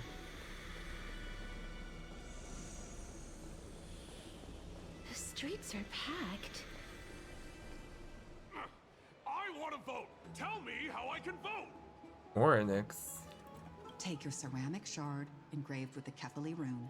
Select the Council of Elders in your heart and pray silently until the shard registers your choice. Then toss it into the Dolium. The Council of Elders? More like the Council of Buffoons? The Black Tide took my hometown long ago!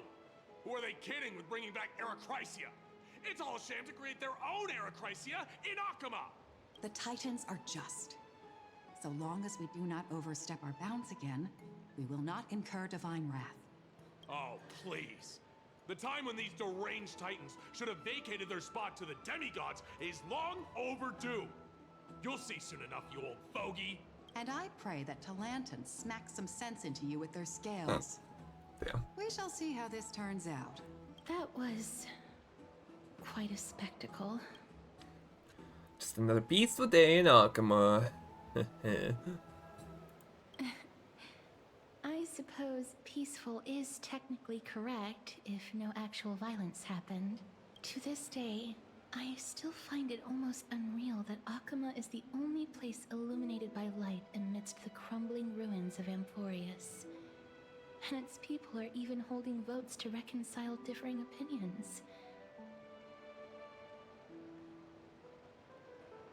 This peaceful sight is making me forget that this is the end times. Before coming here, I had lived for many years in Idonia, a city of rime and frost. The people there were devotees of Thanatos, and were well known for their unique burial rites and traditions. Traditions that I played a major role in. Because of the curse on you. Yes. You now know me as the Mortician of Akama, but back in those days, I was Idonia's Maiden of War. I was trudging across the frosty plains on my own when the Idonians found me. They saw the curse in me as a blessing from Thanatos, and believed that my hands could correct the Erechrysia's mistake and lead them They to found meet her the great alone. god of death. They provided me shelter, but in return, I was expected to grant merciful deaths to war captives, prisoners bound for execution, and heroes alike. Yeah. Yes. No matter how kind or cruel the means, nothing can change the essence of death. Taking away someone's life is never worthy of religious worship.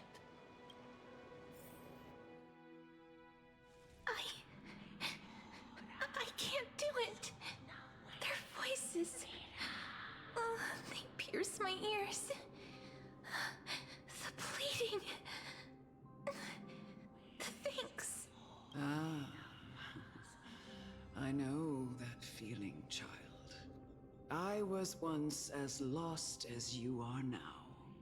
But you must respect those walking towards death. Just like how you should respect yourself as the Holy Maiden granting humans glory and liberation. Oh, damn. What you're asking me to do is no better than the task of an executioner. And yet you want me to respect myself. No matter the titles, I am still taking away human lives. This won't be the first time that Edonia's fanatical nether warriors have faced death. On the contrary, recruits new to the battlefield often run away from their first fight. Death is the mightiest and gravest power in this world. The fact that you can wield it means you are deserving of respect. That's such a twisted reason. Then let me tell you a story. In Idonia, the great swords commonly used by executioners are called Draconian, in memory of Drakon, an elderly executioner. Right.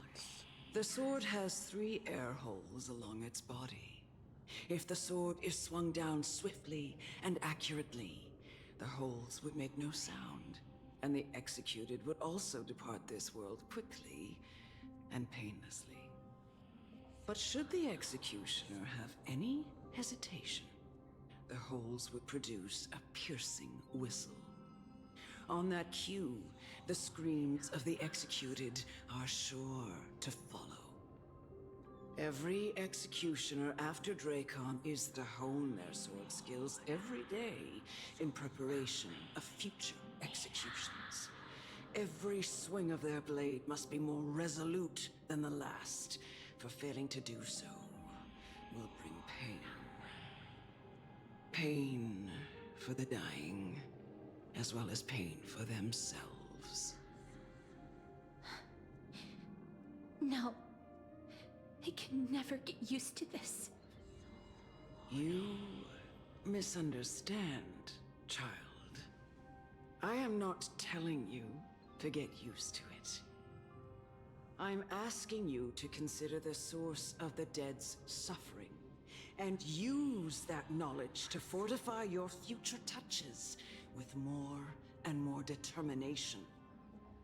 Go, walk with the dead, and love them as you love life.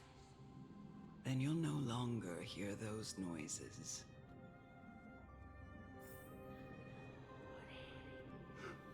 Please, don't kill me. I don't want to die. Oh boy. I mean, it's not gonna change much. A gentle touch. No!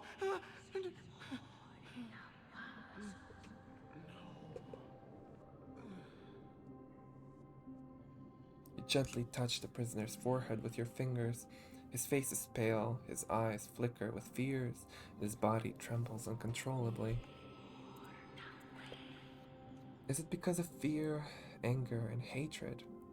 Or is your so-called merciful touch of death simply a lie? The dark purple mottle spreads like petals across the death row inmate's face, then seemed to be submerged by spring water, flooding his body. His trembling ceased, and the cries that he once begged for mercy slowly turn into a sigh-like whimper as he murmurs to himself. Quickly, everything falls into a dead silence, turning into pitch-black dew that scatters with the wind. You hear your own heartbeat drown out the sound of heavy breathing. May you gain some insights through his sacrifice. Is this all? No. Come with me. This is just the beginning of your life as the Maiden of War.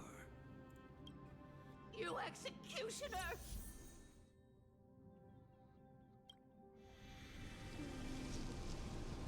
Oh. Butterflies everywhere. What? Oh my. Flowers. The butterflies. Where are we?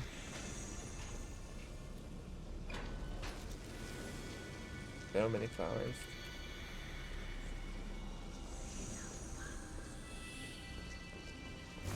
Oh, even more flowers.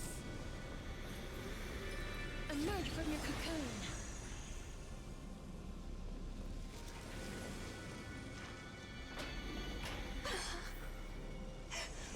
Holy maiden.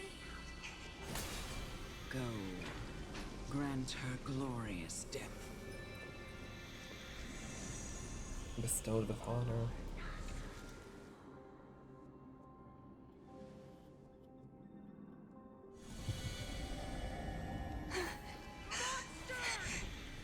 Thank you.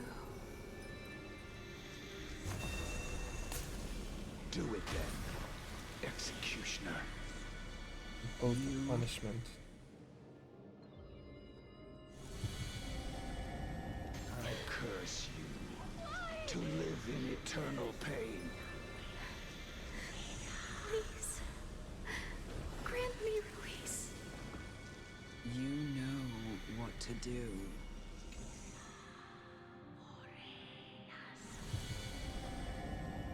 When will this ever end?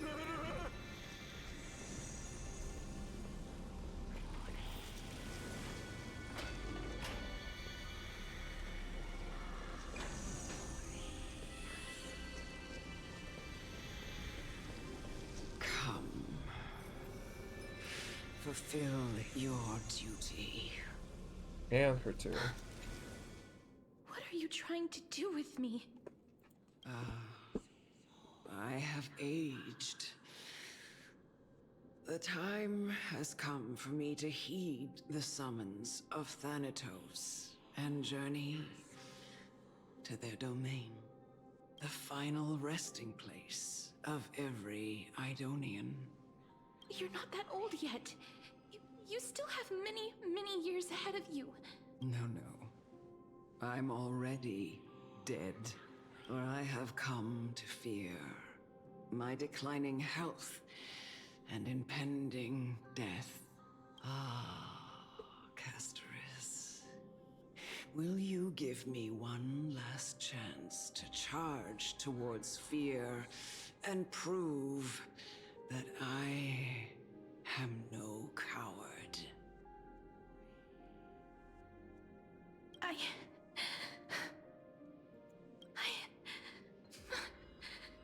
can't take this anymore! Child, it was I who brought you here from the frosty plains and set your farcical fate in motion. It was also I, Chief Executioner of Idonia, who forced the heavy duty of executing others onto you.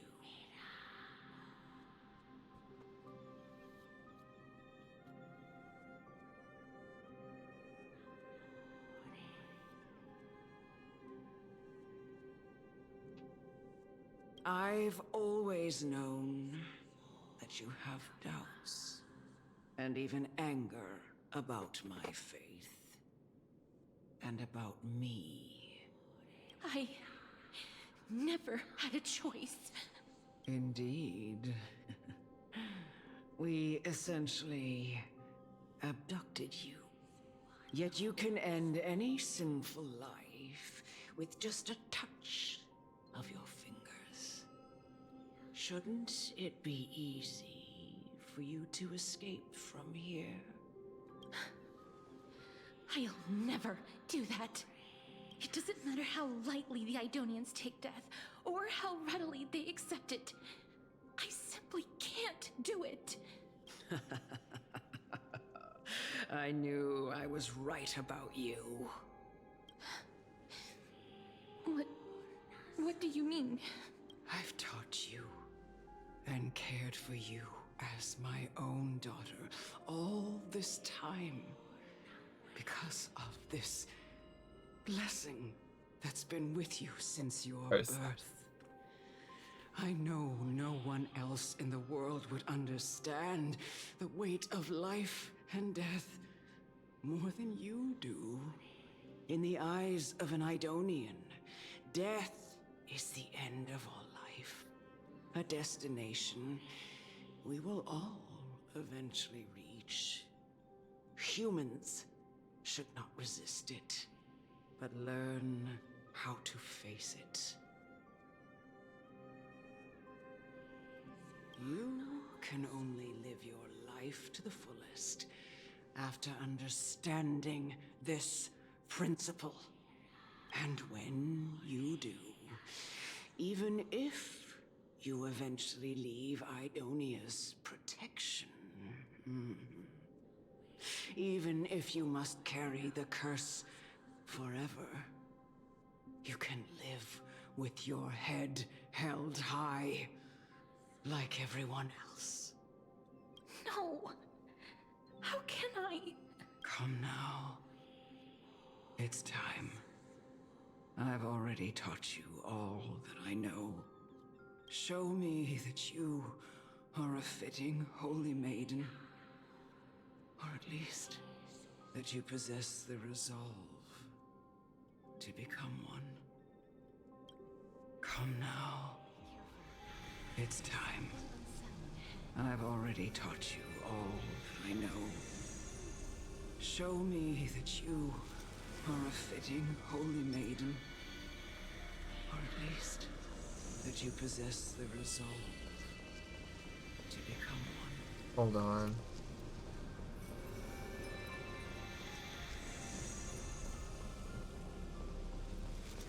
Okay.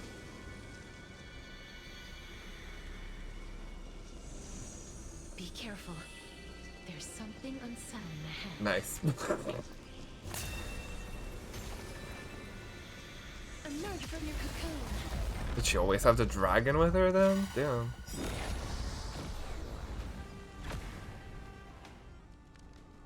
It's coming! Are you the West Wind? Let me go!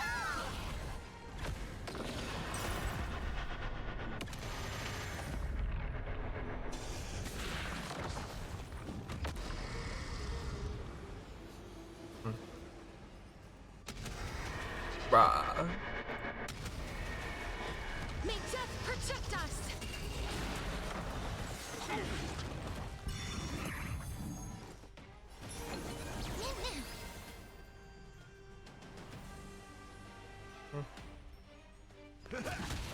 Please cherish this time with here.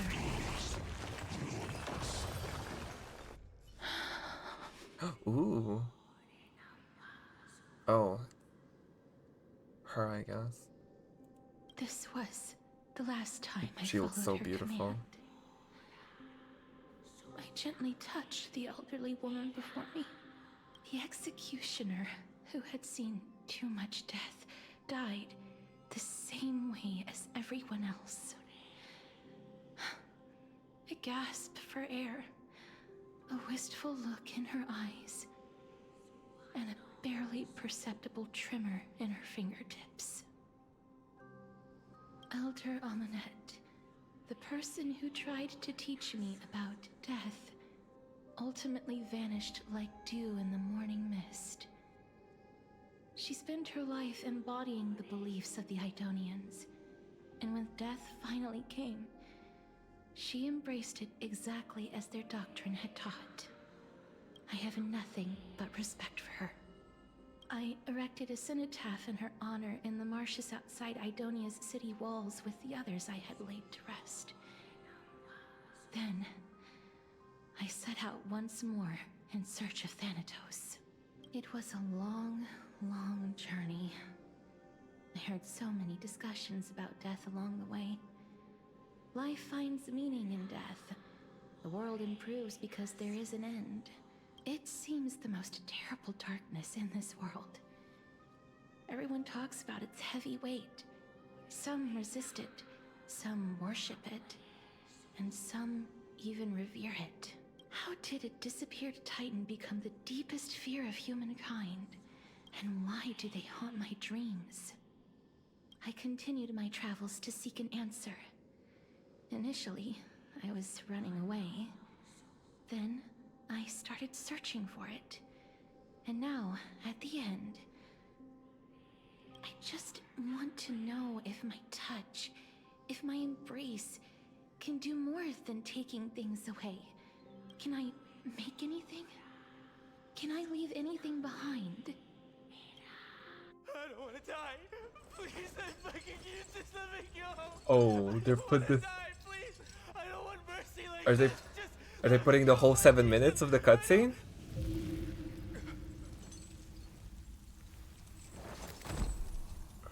Oh god. I hate these icy hands. Are they gonna put about the whole 7 minutes in? I already watched this.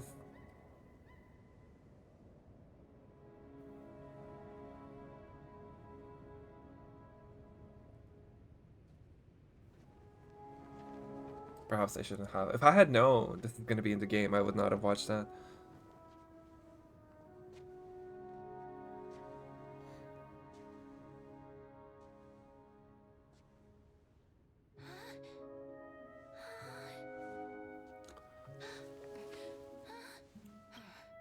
I mean, 7 minutes.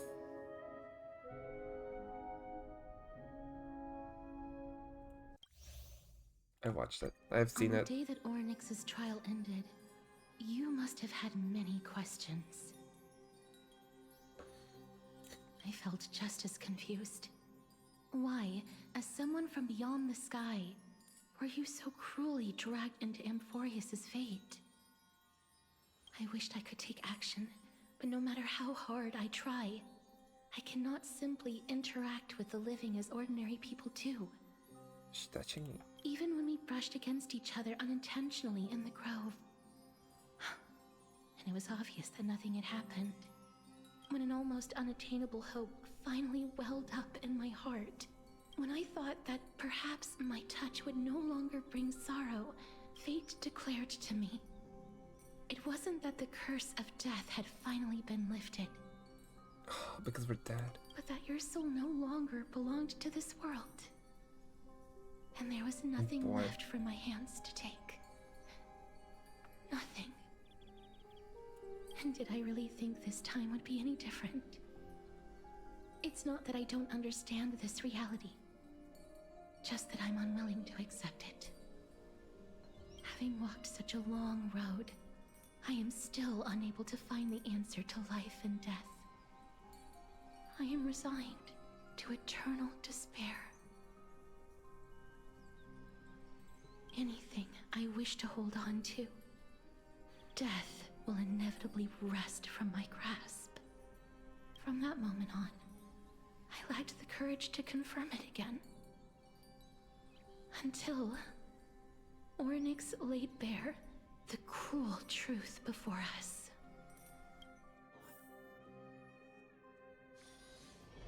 But now, perhaps I might have one last chance. Long ago, Trinan read a prophecy to me. At the end of the Sea of Flowers, the souls of the living shall warm thy fingertips, and after an embrace, there shall be eternal separation. I found no surprise in it, for her words sounded not like a foretelling, but a perfect reflection of my past. Embraces in this world are born of reunions. Yet, my touch speaks only of farewells. In that moment, I had no doubt that this destiny would weave itself through the entirety of my life. And yet, things have taken a turn for the better. Now that I can finally have an audience with Thanatos, perhaps I can rewrite the meaning of that fated prophecy. I have no reason not to give it my all, for your sake, and for my own. Thank you for telling me your thoughts. With that, I won't have any regrets. Gastris talks to you about the gifts she gave to other Chrysosairs. Before you know it, she arrives at your gift. Let's put that aside for the moment. We've arrived. I want to retrieve a small gift I specially prepared for you. I made it myself, like the trinket I gave Lady Trian. I want to leave something for everyone, if possible. The journey to seek an audience with the Death Titan cannot be an easy one. I want to make full use of every moment I have before we depart, so that I don't have any regrets. The brooch with my face on it? That sounds kind of... Then, perhaps you can have a look at it first. You don't have to take it if you don't like it. Oh, come on. Look, it's right there. Ah. Huh? Where did it go? What's going on? Looks like someone left something behind. I hope the gift wasn't expensive. Oh, Cypher is here, isn't it? Did you get in troubles with some phantom thieves? I did see this on Twitter. I am not some corrupt grown-up. Let's go, Persona 5 reference. What's this? Okay, it is Cypher, okay. The coin of Zagreus and a slate. A calling card. So it's her. Who? Holy moly, a kitty thief. No doubt about it. This is her favorite symbol. It's Lady Cypher, the demigod of Zagreus whom Lady Aglaia had spoken of. She's a master thief who's left legendary tales all over Amphoreus. So many years have passed, yet she's still announcing herself in such a crass manner. Let's just do as the slate says and look for Lady Cypher. I don't know what her voice sounds like. Dear Princess Homebody, walking through the busy garden, I discovered the remarkable gifts crafted by Princess Homebody. They are truly splendid, and I am most impressed. I'm also taken with your charming presents prepared for fellow Chrysos heirs. In your right parlor, I observed the beautiful felt dolls, the beige and lavender striped tapestry, the classic Idonian tripod table, and in the left parlor, the jewelry and exquisite art pieces meant as gifts. This time I've claimed only the modest gift. I fear it would attract tasteless little thieves, so I shall safeguard it for now. Naturally, I've left appropriate payment, a single coin. If the price displeases you, feel free to negotiate its return. Though, should that happen, I won't be satisfied with merely one coin. Should you wish to find me, visit the Marmorial Market. There lies a golden short spear I've left. You know what to do. It shall guide you to me. And before you ask, I won't accept any questions. Please forgive this small intrusion and accept my highest regards. P.S. Who displays biological specimens at home? They're quite unsettling. You might want to store them away when entertaining guests. P.P.S. Postscriptum. Despite your considerable investments in the Idonian ossuary hanging in your parlor, I regret to inform you it's a fake. The original was craftily switched by those cunning scholars of the Grove of Epiphany. The full story can be found in the yet unpublished memoirs of Cyphera. Sincerely, Kitty Phantom Thief. To retrieve the gift and teach Kitty Phantom Thieves a lesson, you head to the market and find the short spear she left behind. Oh boy. Look, it's right there.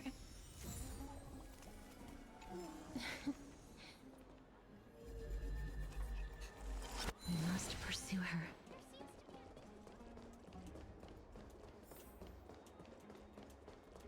Oh, we'll chase her down, I guess. Huh? Oh, come on.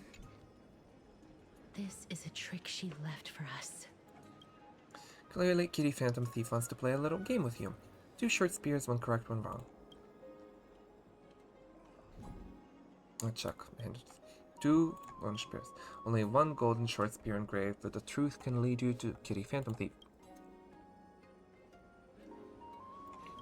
The left spear is engraved with the words, "Don't be fooled, the right spear is engraved with lies." The right spear is engraved with the words, "Trust me, grave. Mystery." Both spears are engraved with the truth.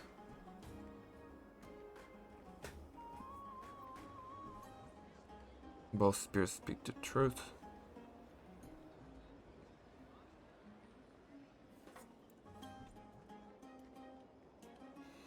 Both are true. The right is a lie. Okay, let's go with left, I guess. Words on the scroll should be through. Which do you want to repair? Left. Ugh, she's incorrigible. Follow me.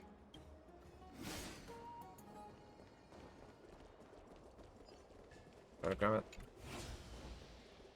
This is how it should be. We must pursue her. Where could she possibly be?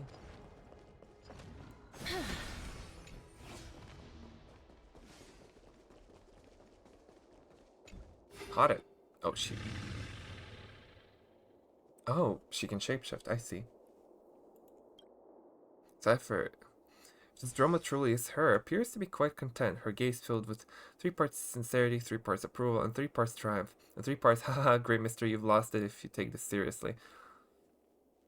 See, hi Cypher. She seems to be saying hello. Seeing you treat the dramas with such seriousness, all 12 parts of her complex emotions immediately transformed into one of admiration. Lady Cypher, please come on out. You're still careless as ever. Shouldn't you keep such a precious gift near your bosom? Okay. Since you know it's a gift for someone else, please give it back to me. Stop hiding among the people and letting the wind carry your voice. Now, since I know it's a gift, that just means I need to milk its worth. The children of the wind never stay for long in one place. Unless your offer is tempting enough to still the wind. What say you? Name your price. I'll give you however much you want. Huh? Don't want the money. What's wrong? Oh god. No wonder they call you Princess Homebody. Why don't you two come over to my place? It'll make a better venue for proper business discussions. You can find where I live through the winds I've sown. Right. Piece of cake. I can do that even if I can only sense your soul. Alright, I'll see you there. By the way, everyone cool with me collecting a deposit before we reach an agreement, right? Now, come this way. Dew of divine blood in the backpack has been put in my...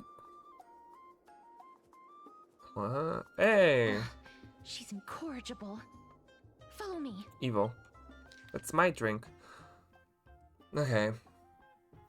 Letter from the Phantom Thief. Cypher, continue. Dear Princess Homebody and Grey Mystery. You probably guessed already. I had no intention of showing up at the Pack of Beast Workshop. This means, of course, I had no plans to return the gift there either.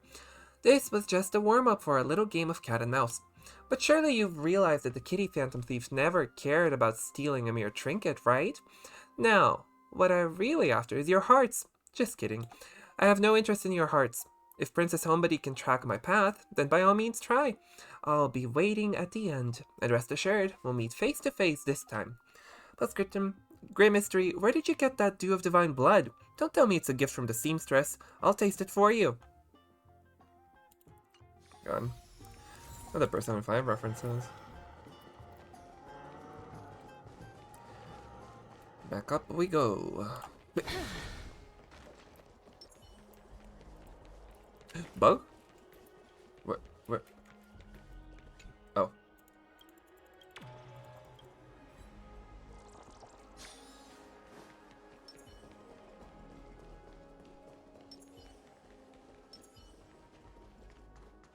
There.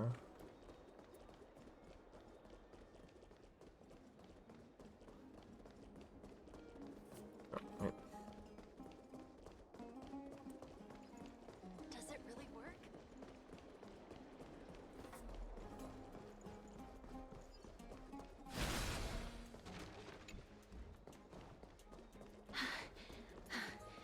Here. Over here! Over here! No, not that way! This way! Come on. If I really wanted to hide, you'd never find me. So Hi. relax, you two. She No is need pretty. to get your hackles up. I'm not that scary, am I? Meow. At last, a character that... What kind of quirk? Whoa, that upset? Calm down. I'm just putting on a show with the meowing. Some people might have been into that a millennium ago, but It's long since gone out of style. Loosen up, buddy. Shall we get down to business? Oh, I do like her voice though. Give me the jewelry piece first, or everything's off the table. And my Dew of Divine Blood. Oh, come now. Don't be so upset. Relax. Relax. Look, isn't the view here just great? You can see what everyone is doing and where they're going, and they won't even know you're here. Now that we've broken the ice, let's get to the point. Everything I've said so far has been a joke. I'm inviting you two here for 3 things. 1, the seamstress found me and wants me to take you to Styxia to look for the Death Titan. 2, the Council of Elders also found me and wants me to make sure the core flame of Thanatos ends up in their hands. You're that famous? Look at you having your fingers in both pies. And last, but not least, I'm telling you that I'm not interested in doing either of those things.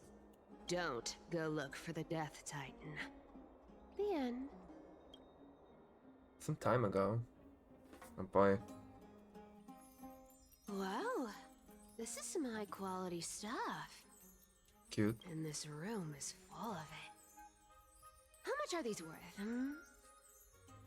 Did you get all this through that Aranova gimmick? Some of it is family fortune, while the rest came from my business as a dressmaster. Don't liken the flame chase work to your shady dealings. Wow. I should have busted down your door instead of going around like a thief. Well, spill. Why are you giving me so much money? Payment for doing work. You're worth this much. Did you forget my stance to all this? I thought I made myself very clear. You wish to run away. Run away from your responsibilities, from the prophecy, and from your destiny. You shall walk with greed and die over petty change. Wow, that wild prophecy, honestly.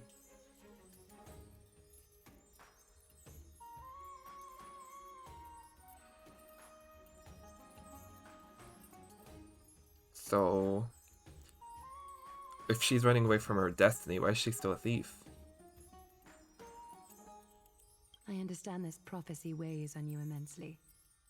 That is why I have never reproached the demigod of trickery for running away. But I need you right now, so don't turn me down.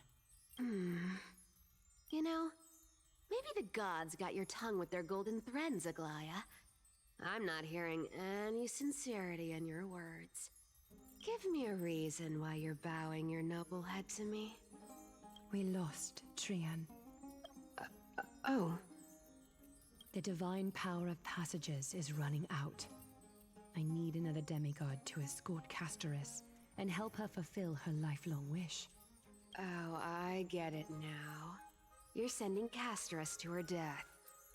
And you want me to die with her. Interesting choice to not show her hair over her eye. Like, there's just no hair here. It is definitely interesting.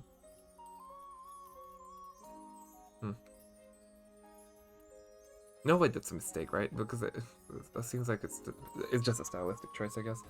Interesting one, though, nonetheless. This is Castorus's own request. I have never seen her so determined. She brought this up herself? You're not pulling my leg. She's also made up her mind to leave her confused past behind. As will you, Cypher, when you finally make up your mind. Don't be so sure. Time is hard in the likes of you and I. But Castorus remains pure as driven snow. She can always turn back before the end, you know? Maybe she'll remember Trian's sacrifice. Maybe she'll remember the countless martyred Chrysos heirs. Maybe she'll remember you. with your one foot in the grave.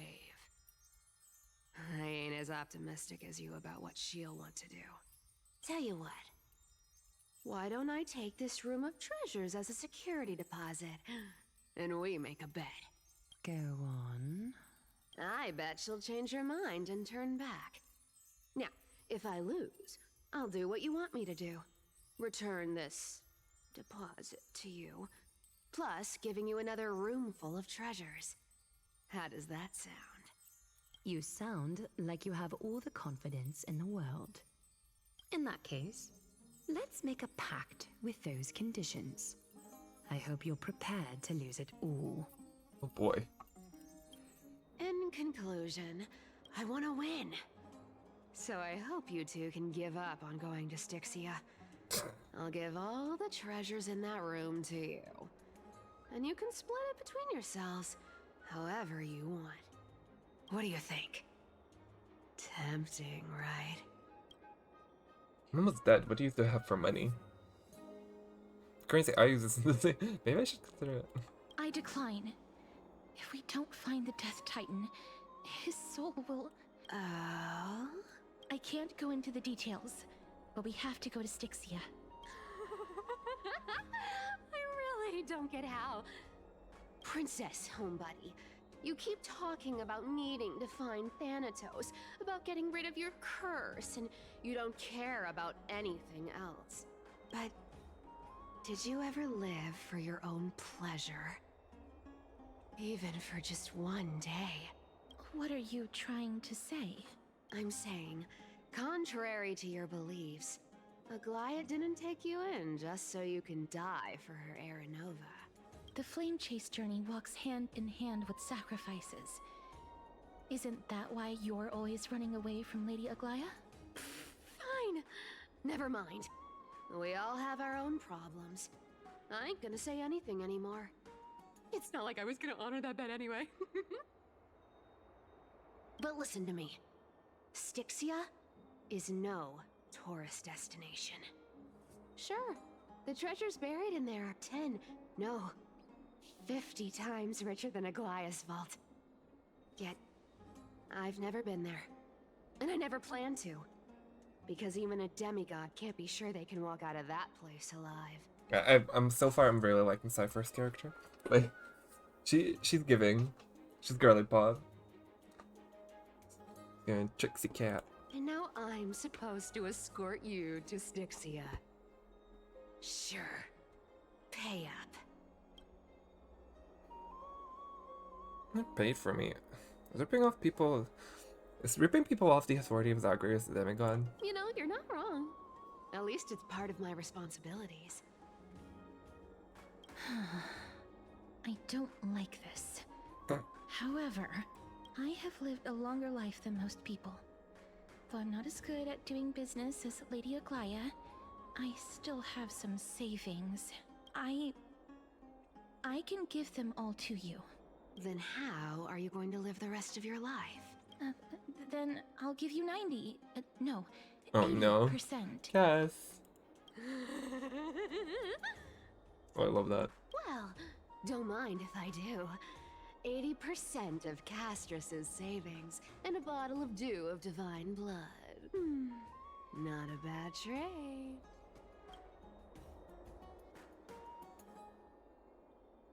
It was full HP. Okay, don't forget to give Castrus. Okay. I didn't know you hold grudges. Gray mystery. Here! Catch. Be careful with that! A ring? A minor change in plans, though. Don't go to the bath tomorrow. Come look for me at Akama's city gates instead. So, why are you changing the meeting place? Oh, nothing, really. Just a bit scared of the seamstress's frosty face. I wouldn't stay a second longer in Akama if it were up to me. Well, now that we've struck a deal, why don't I give you guys a lift back? It's gonna be a long ride. So have a good rest. Oh? So she's like a speedster too. Where am I? Is this my room? How did I get back here? Is this a coin? It was Cypher? She even tucked me in? Never mind, it's getting late. Better get going. Gray mystery. These formal addresses at the start of letters are such a hassle, and you've already read 3 useless Phantom Thief letters. I've left Princess Homebuddy's gift here. Take good care of it. Remember, skip the bath and come straight to Alchemist City Gate to find me. You know I have no patience. Come later and I'll leave without you, clear? Postscriptum, yes, I'm the one who tucked you in. You're welcome. Cute.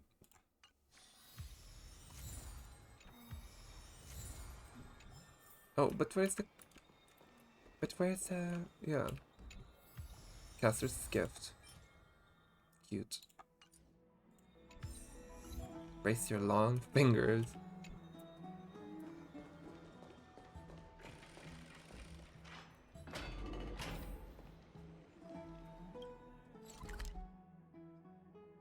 Where am I currently?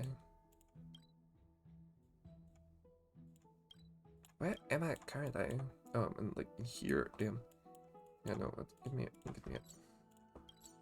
Switch the Memorial Market.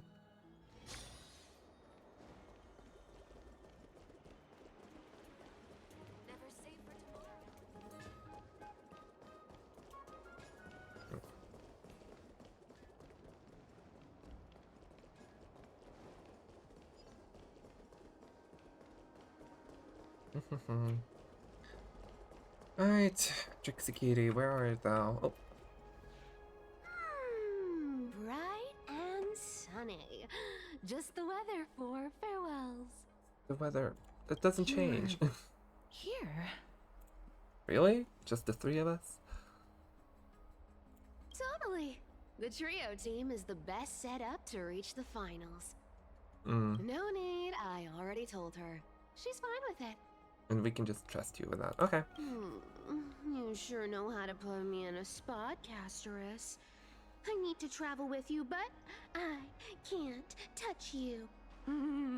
What a bother. I do really enjoy the work of the voice actor for Cypher. Like, very fun. Sorry. Oh, I was just teasing. Don't take it to heart. Did you know that the legends say you have to put an obol into the mouth of the dead or over their eyes if you want them to successfully cross the River of Souls and enter the Netherrealm? Yeah. That's the fairy fare for entering the Netherrealm. However, I honestly won't ask you to pay this time. I'll pay. And then we'll just have to go through the motions.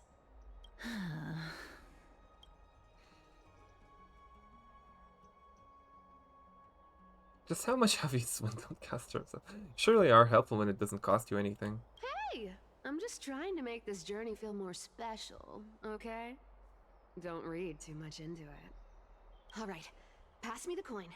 It's time to get the gods' powers going. A fleet-footed trip to the Netherrealm. Here we come. Nice. Oh, one last thing before we go. I gotta give you this piece of advice. Especially to you, Princess Homebuddy. You can't catch the wind by waiting. You only live once. So make the most of every moment you have. So funny that she's an Nihility character. Get ready. Oh, cutscene. Steady. Nice. Hi, your turn. Don't be nervous. After all, it'll be gone in the blink of an eye. Nice.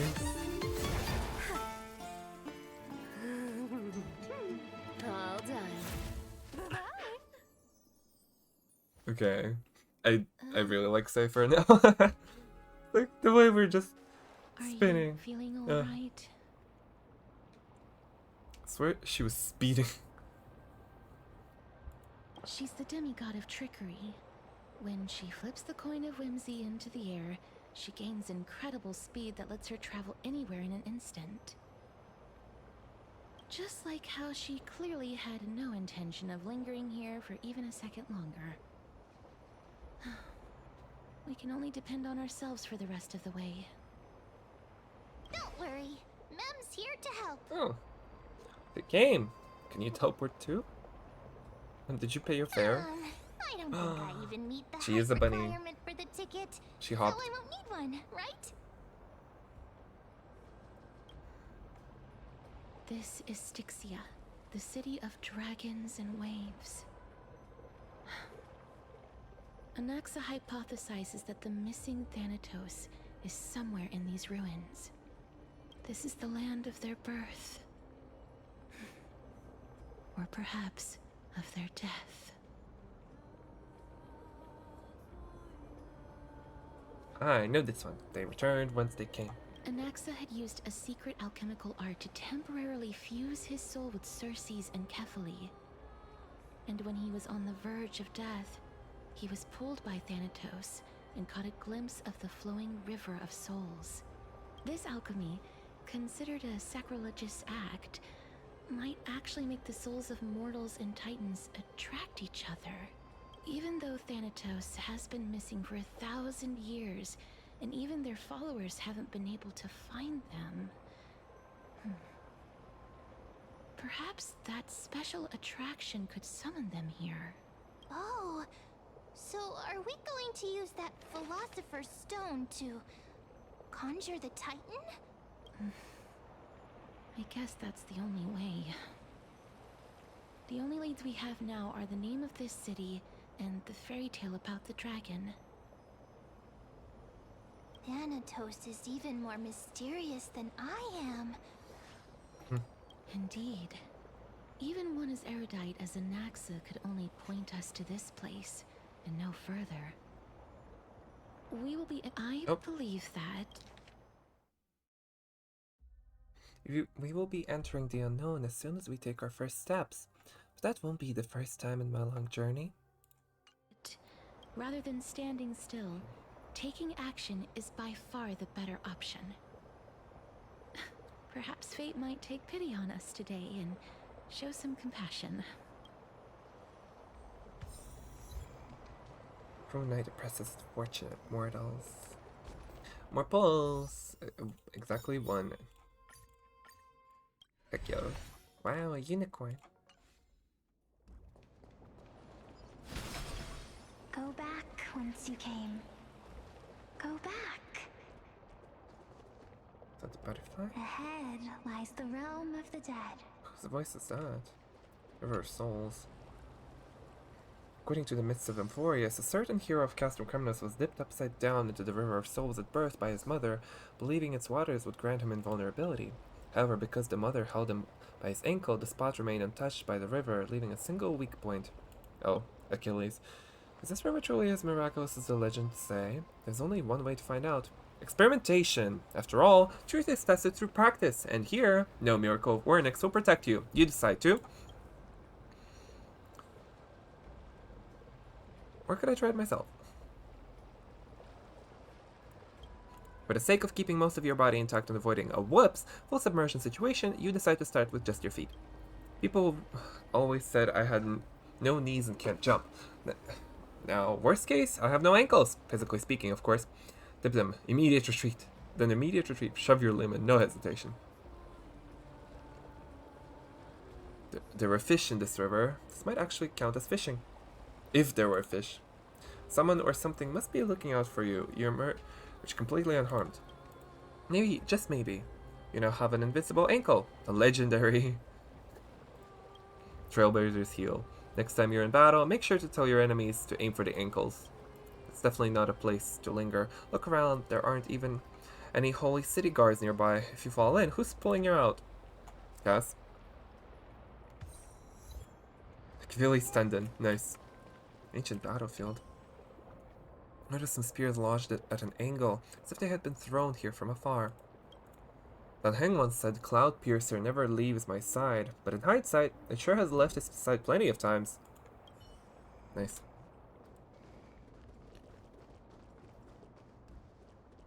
Gossamer robed withered branch. What?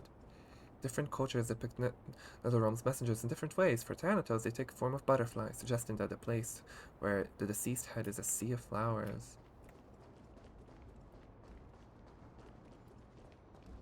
Fortifications. Collect. What do we know about death? What a beautiful butterfly. Is it talking to us? This is a eulogistic butterfly. They are found in places where many have met their demise. In Idonia, some think of them as manifestations of Thanatos' benevolence. By turning the lingering obsessions of the deceased into these creatures, it is as if the Titan has made life into a specimen.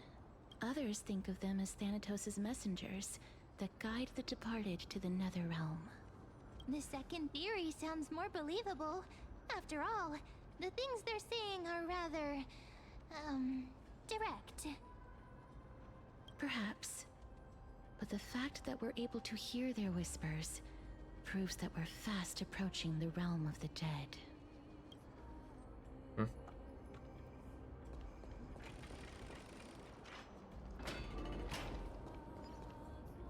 These shadowy figures.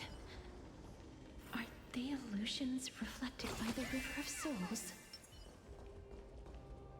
Okay.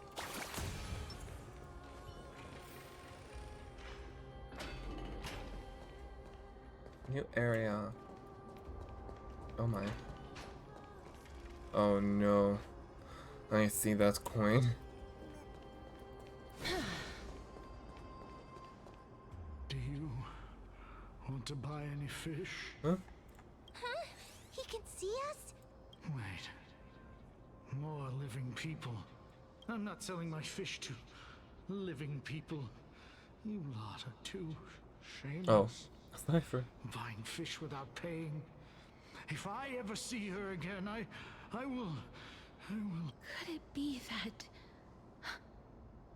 you're all dead souls that never achieved rest? The nether realm does not exist. Titan Elixir is not letting anyone die. rejects. So, do you want to buy any fish? Are they also undead fish? But there aren't any fish nearby.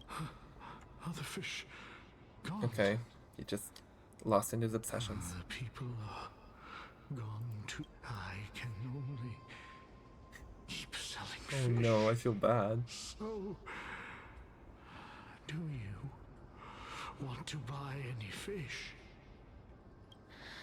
I'll take some. Apologies. I don't have much in the way of savings, but perhaps please relax. May you fall asleep peacefully amid a gentle field of flowers. This. I knew it. These people aren't illusions. They're the souls of the deceased. They're supposed to reach the end of the West Wind by floating down the River of Souls. Did Thanatos reject them? Or perhaps they didn't really die at all? I think the same situation as me. I have no idea. This circumstance is completely unprecedented. Hang on. Didn't he say more living people? Could it be that these souls are stuck here due to someone's deceit? If something is done out of goodwill, are you really gonna call it deceit? Goodwill? I can't see anything good out of... Wait a minute. Lady Cypher? She knows more than she lets on. What are you doing here? Could it be that you are the living being that those souls met? Ugh, I couldn't take their behavior anymore. So I stole some things here and made up some lies there. Just trying to give them something to look forward to, you know? It's because of vile living creatures like you that we're being misunderstood by all of them. Vile. What else am I supposed to do? You can see the mess this place is in. These poor souls are denied by the Nether Realm. So now they're stuck in a few brief moments of their life, unable to move forward or back. Did you see those two blacksmiths on the way? They've been here for as long as the sun's been around, wailing over and over about casting a shield. Styxia is so freaky. I love the voice actor. Then why Styxia have you is come so back, Lady Cypher? freaky. Hey, I'm not here to aid your adventure. I hate water more than anything else in this world. Especially that stinky river of souls. Girl, when did you last shower? Are you telling me Cypher is a stinkter? But, I just discovered some stuff before I left.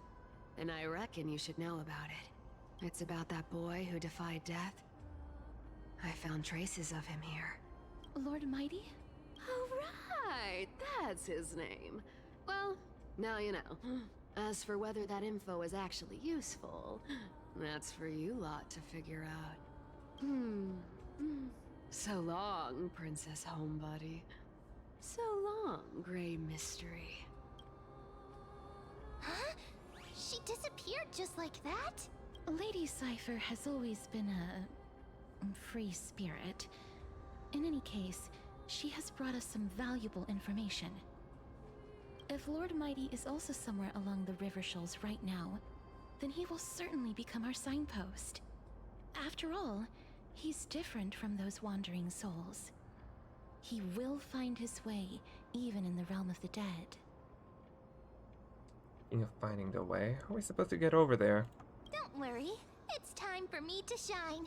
Orynyx's rune of recollection is nearby. Oh Use boy. prayers to return the river to before it got flooded. The river of souls flooded, huh?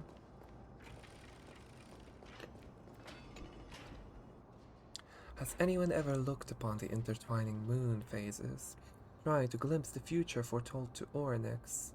Oh, it's gorgeous, actually. The twin moons are broken mirrors of the sun. Within them, we only see reflections of ourselves. Perhaps Aquila has already seen through the absurdity of it all. Yeah, sky is a lie.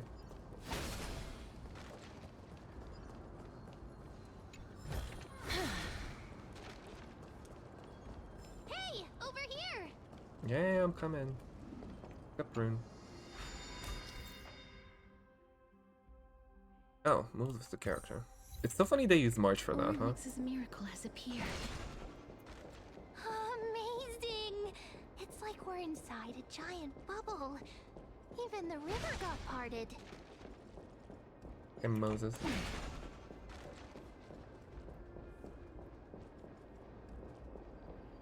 Chest?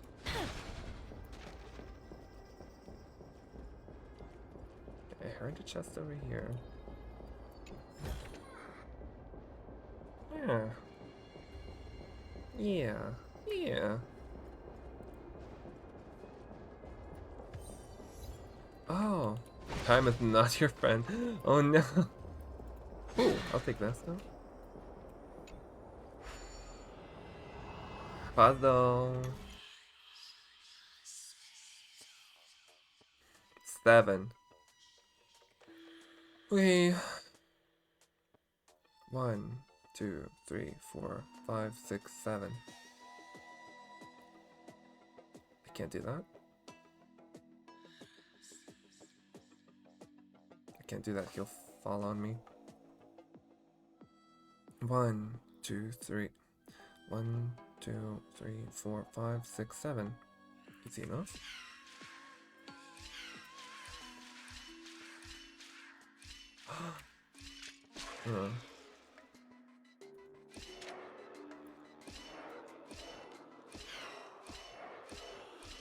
That's simple enough.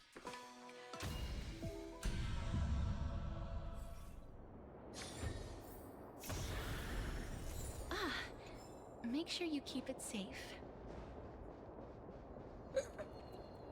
What if I am just Beth? No. I guess I'll come back to it someday later.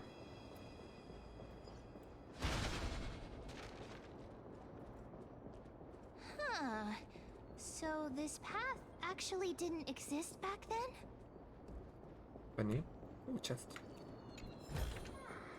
I want to make something with it. But what to make?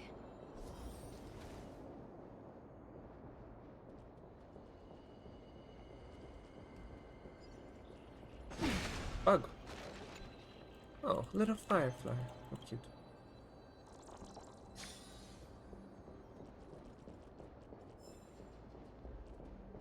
There are wandering souls of the deceased here as well. Oh, they're alive there. We must first return to the present before we can communicate with them.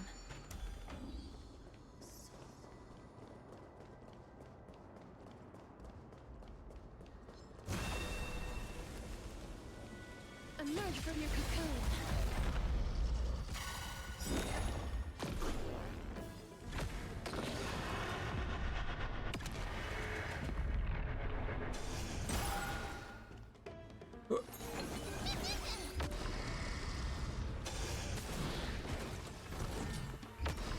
Oh boy. May death protect us. Oh, that's a new one, I think.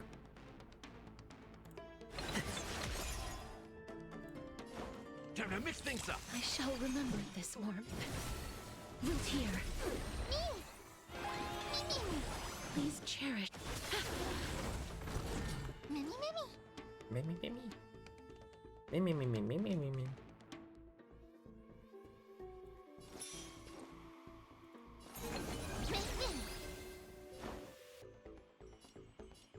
How's this taste? Ow. Don't you dare. Mimi. As you wish.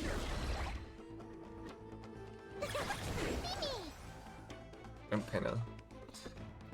Oh. In the mood for another beating? Time to mix things up. Yeah. Oh. How dare Life they? is not so fragile. Root here.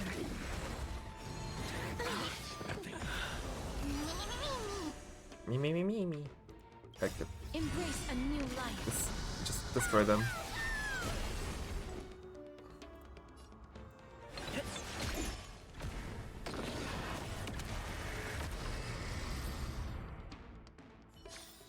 Good. May wandering souls find their own way out. Oh god, that's kind of savage.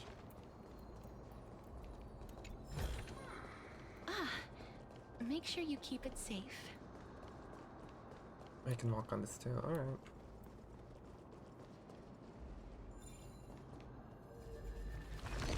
Oh no. Oh no. I want to make something with it. But what to make? Oh. Oh. What of this? Uh-huh. Mm-hmm. Okay.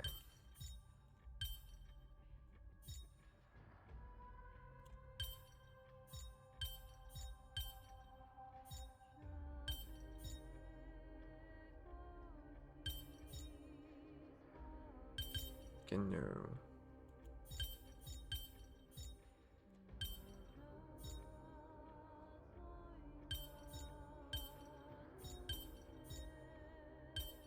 Okay, nice. Got it. Oh.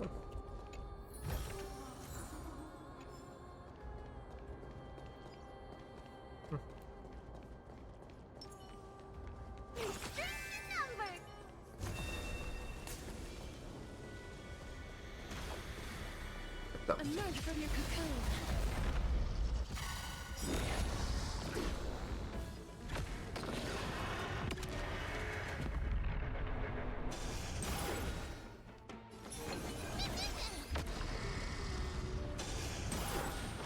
That's all you got? Time to mix things up. Return to dust.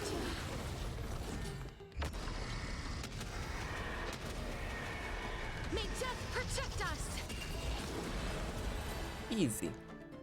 Easy. May wandering souls find their own way out.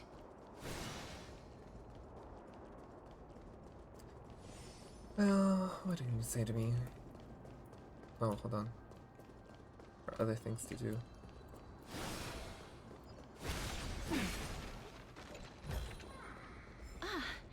Before we get to that. Keep it safe.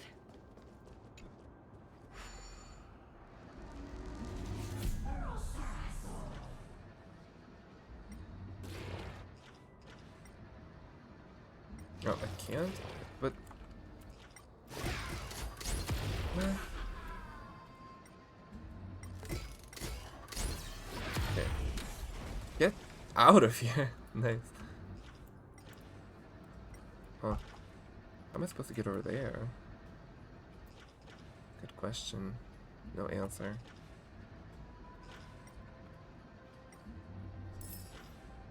Okay, there's one coin.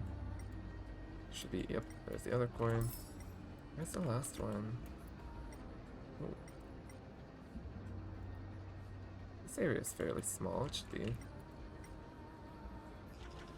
Simple enough to figure out, right? There we go. Awesome. Chest.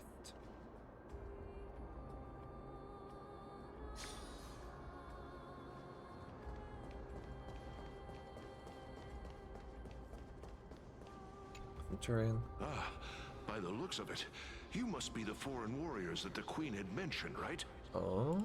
Since the current campaign requires the utmost care, I wasn't able to make time to welcome all of you. Please, forgive me. Foreign warriors? A priestess, a warrior, and a divine beast. You look identical to the blessed saviors that the Queen described. Huh?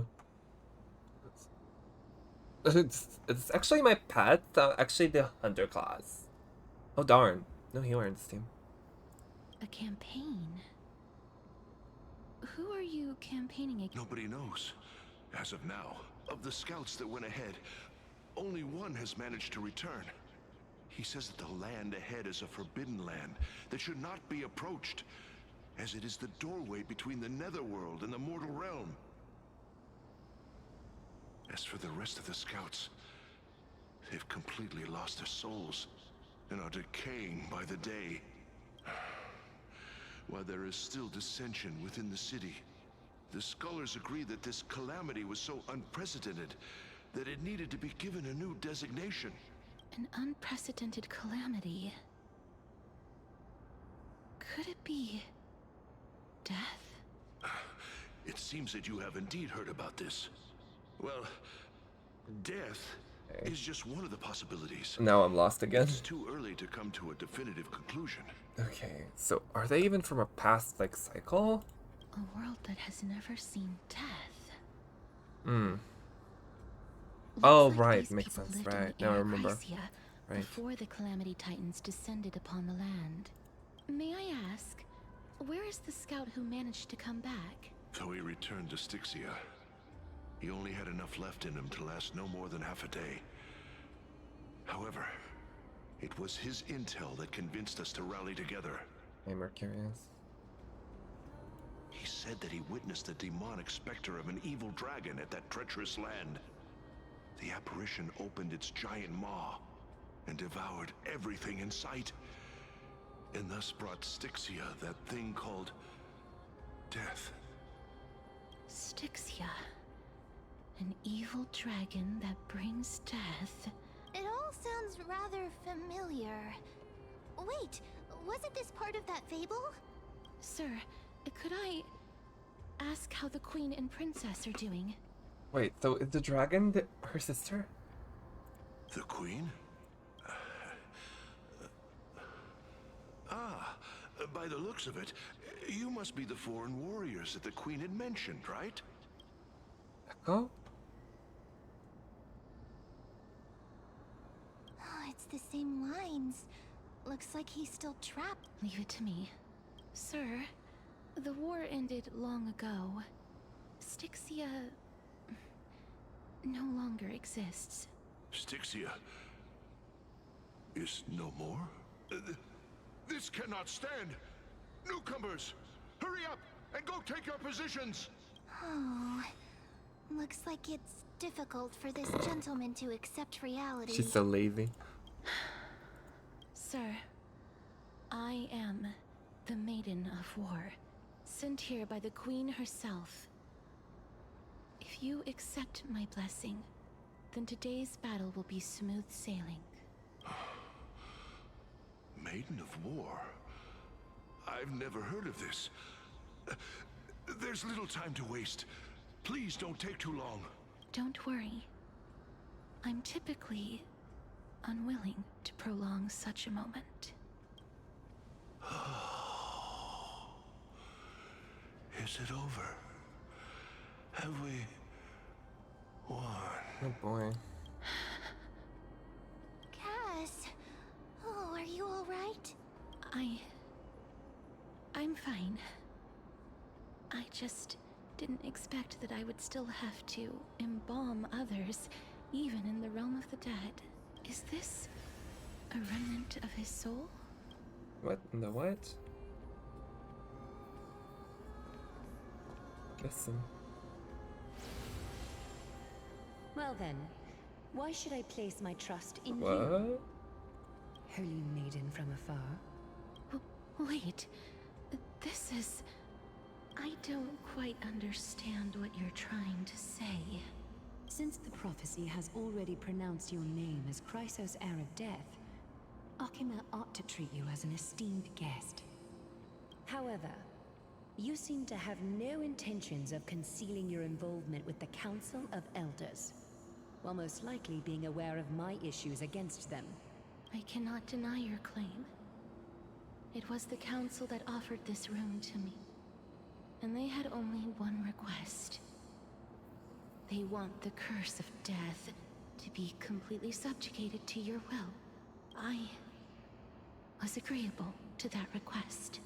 But why? I am unable to rid myself of this innate curse. However, from this day onward, I shall use it according to your will. I will never make any superfluous moves on my own. I see. So that is how they plan to control the Flame Chase journey. They have shifted the heavy responsibility of granting death over to me. If I ever become obsessed with executing people, they will then have ample reason to terminate the Chrysos heir's journey. And yet, you seem to not mind. That's because Quite surprising to me. the fate that we were born with is a burden far heavier than that of an individual's life. Oh. I've woven many unforeseen events into the tapestry of fate. This is but one instance. Tidy up your precious garments and come with me. Akima welcomes you, Castoris.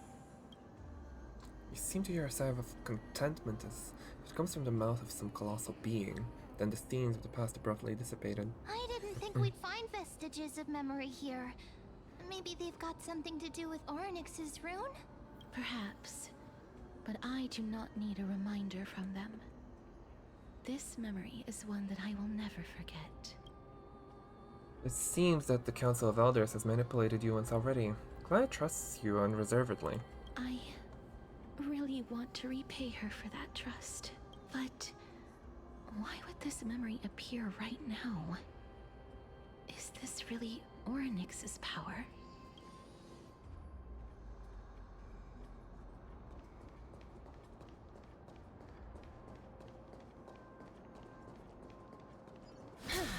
Could these dead monsters actually be... If Lady Cypher is to be believed, this could be the handiwork of Lord Mighty. Why are the Black Tide monsters here too? New types. Can they swim in the River of Souls? Even Thanatos Heal. wouldn't be able to accept Black Tide monsters into their realm. These traces seem to suggest that anybody who trespasses upon death will pay a heavy price. Suffer the same fate as well? We're also here to trespass upon the Titan. Since the realm of the dead must remain peaceful, it's imperative that we rid the place of such discordant noise. Please stay back. Let me deal with these enemies.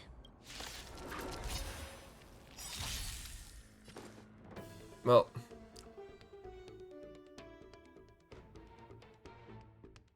Is it coming? My little west wind. Let me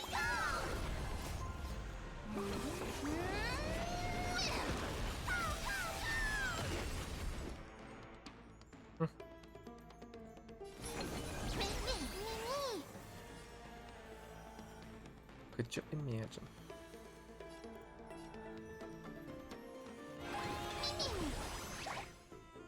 Delivering more. Step up, let's see it. Please cherish this time. As you wish. Ow.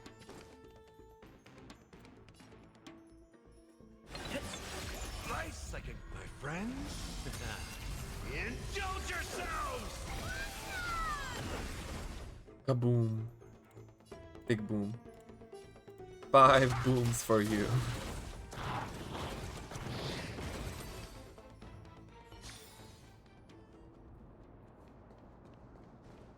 The path ahead is blocked by the River of Souls again.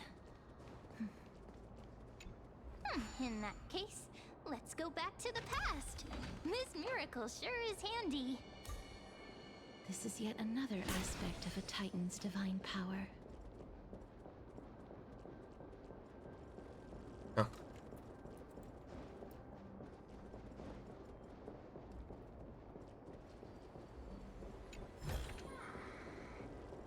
I do like this type If of mechanic. was It's good. around, he'd definitely be able to raise the waters of the River of Souls into the sky. If Lady Hycelens was still alive, I think she might be able to do that too. Iceland's okay. So she was the crisis heir of the Ocean Titan. It seems she died. Okay, wait. Uh-huh. She's the one who's in the oh my Divergent Universe, right? What happened to her? Let's go. His log drop on it must be somewhere. Okay. Oh right. Puzzle. Puzzle first. 7 again.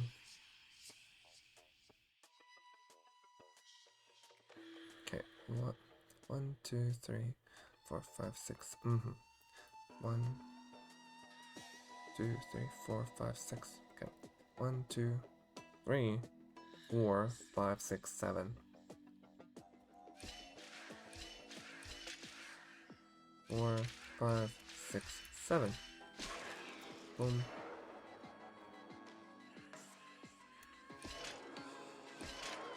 Oh, this is simple enough, okay?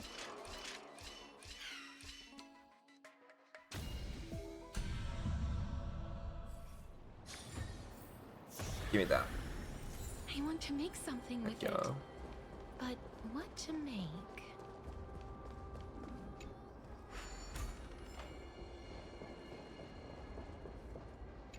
Gar.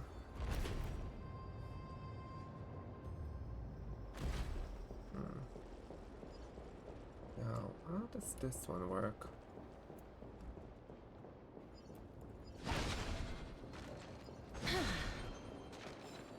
Actually. Duskbeard? Duskbeard. Just built different, honestly. Okay. How does that one work?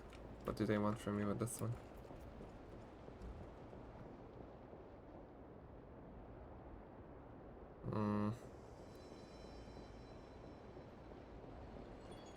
Evil. Oh. Okay.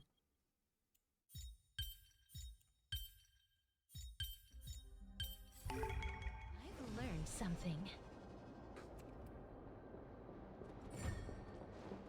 Oh. Okay. I knew it. Okay. So, guess this is for later. You seem to be able to never discern mind. both the past and the future. Make sure you keep it safe. Cream. I want to make something with it. But what to make? Cream. Water rushes down the waterfalls of carrying with it stars of the past. Some forests are very lifeblood of Fagusa. The very lifeblood of Fagusa, flowing ever onward. I can't read.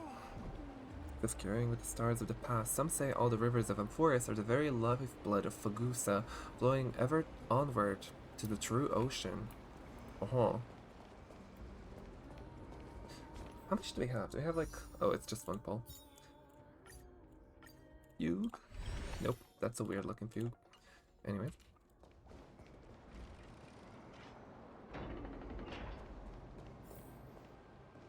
Oh.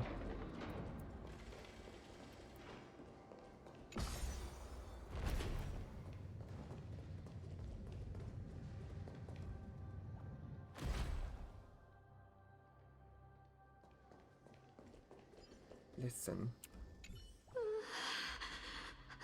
Why isn't there a god yelling in the distance? Indeed, my Idonia? downtrodden fellow, your sorrow and joy are but means for me to amuse myself. I will at least derive some comfort. If all the tears that I had shed were determined by some mightier being above. It's... you people. Yes, these are Castor's memories. Oh, this place must have been a beautiful courtyard in the past. 2 moons.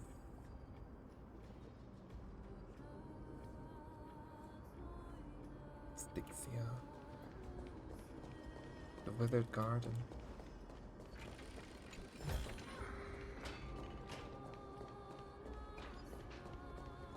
Come on. Oh boy, I haven't seen any bugs in that area.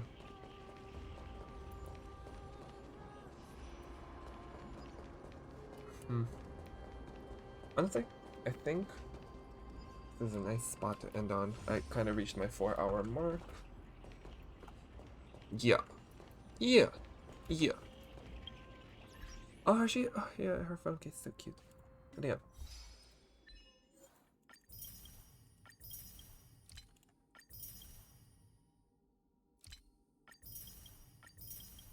Anyways, next stream. Hopefully tomorrow. Honestly, I think I should be doing a stream tomorrow. Or if not tomorrow, then on Thursday. Like, so yeah. So far, oof. It's some interesting things happened. Some interesting things were confirmed. But so far I'm just looking.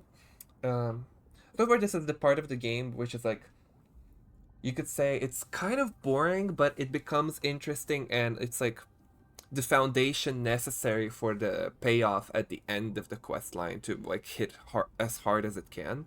So like, while I understand that some people say that's like that Amphoreus is too long and it drags and everything, and like yes, that is true. Some things definitely could be done with like foreshortened, but I feel like a lot of this is still necessary to like really build up the punchline at the end. So I'm definitely looking forward to see where it all goes. But other than that, for today, I'm gonna say that will be all. So bye. Wow. I do that every time. I don't know why. Anyways, bye.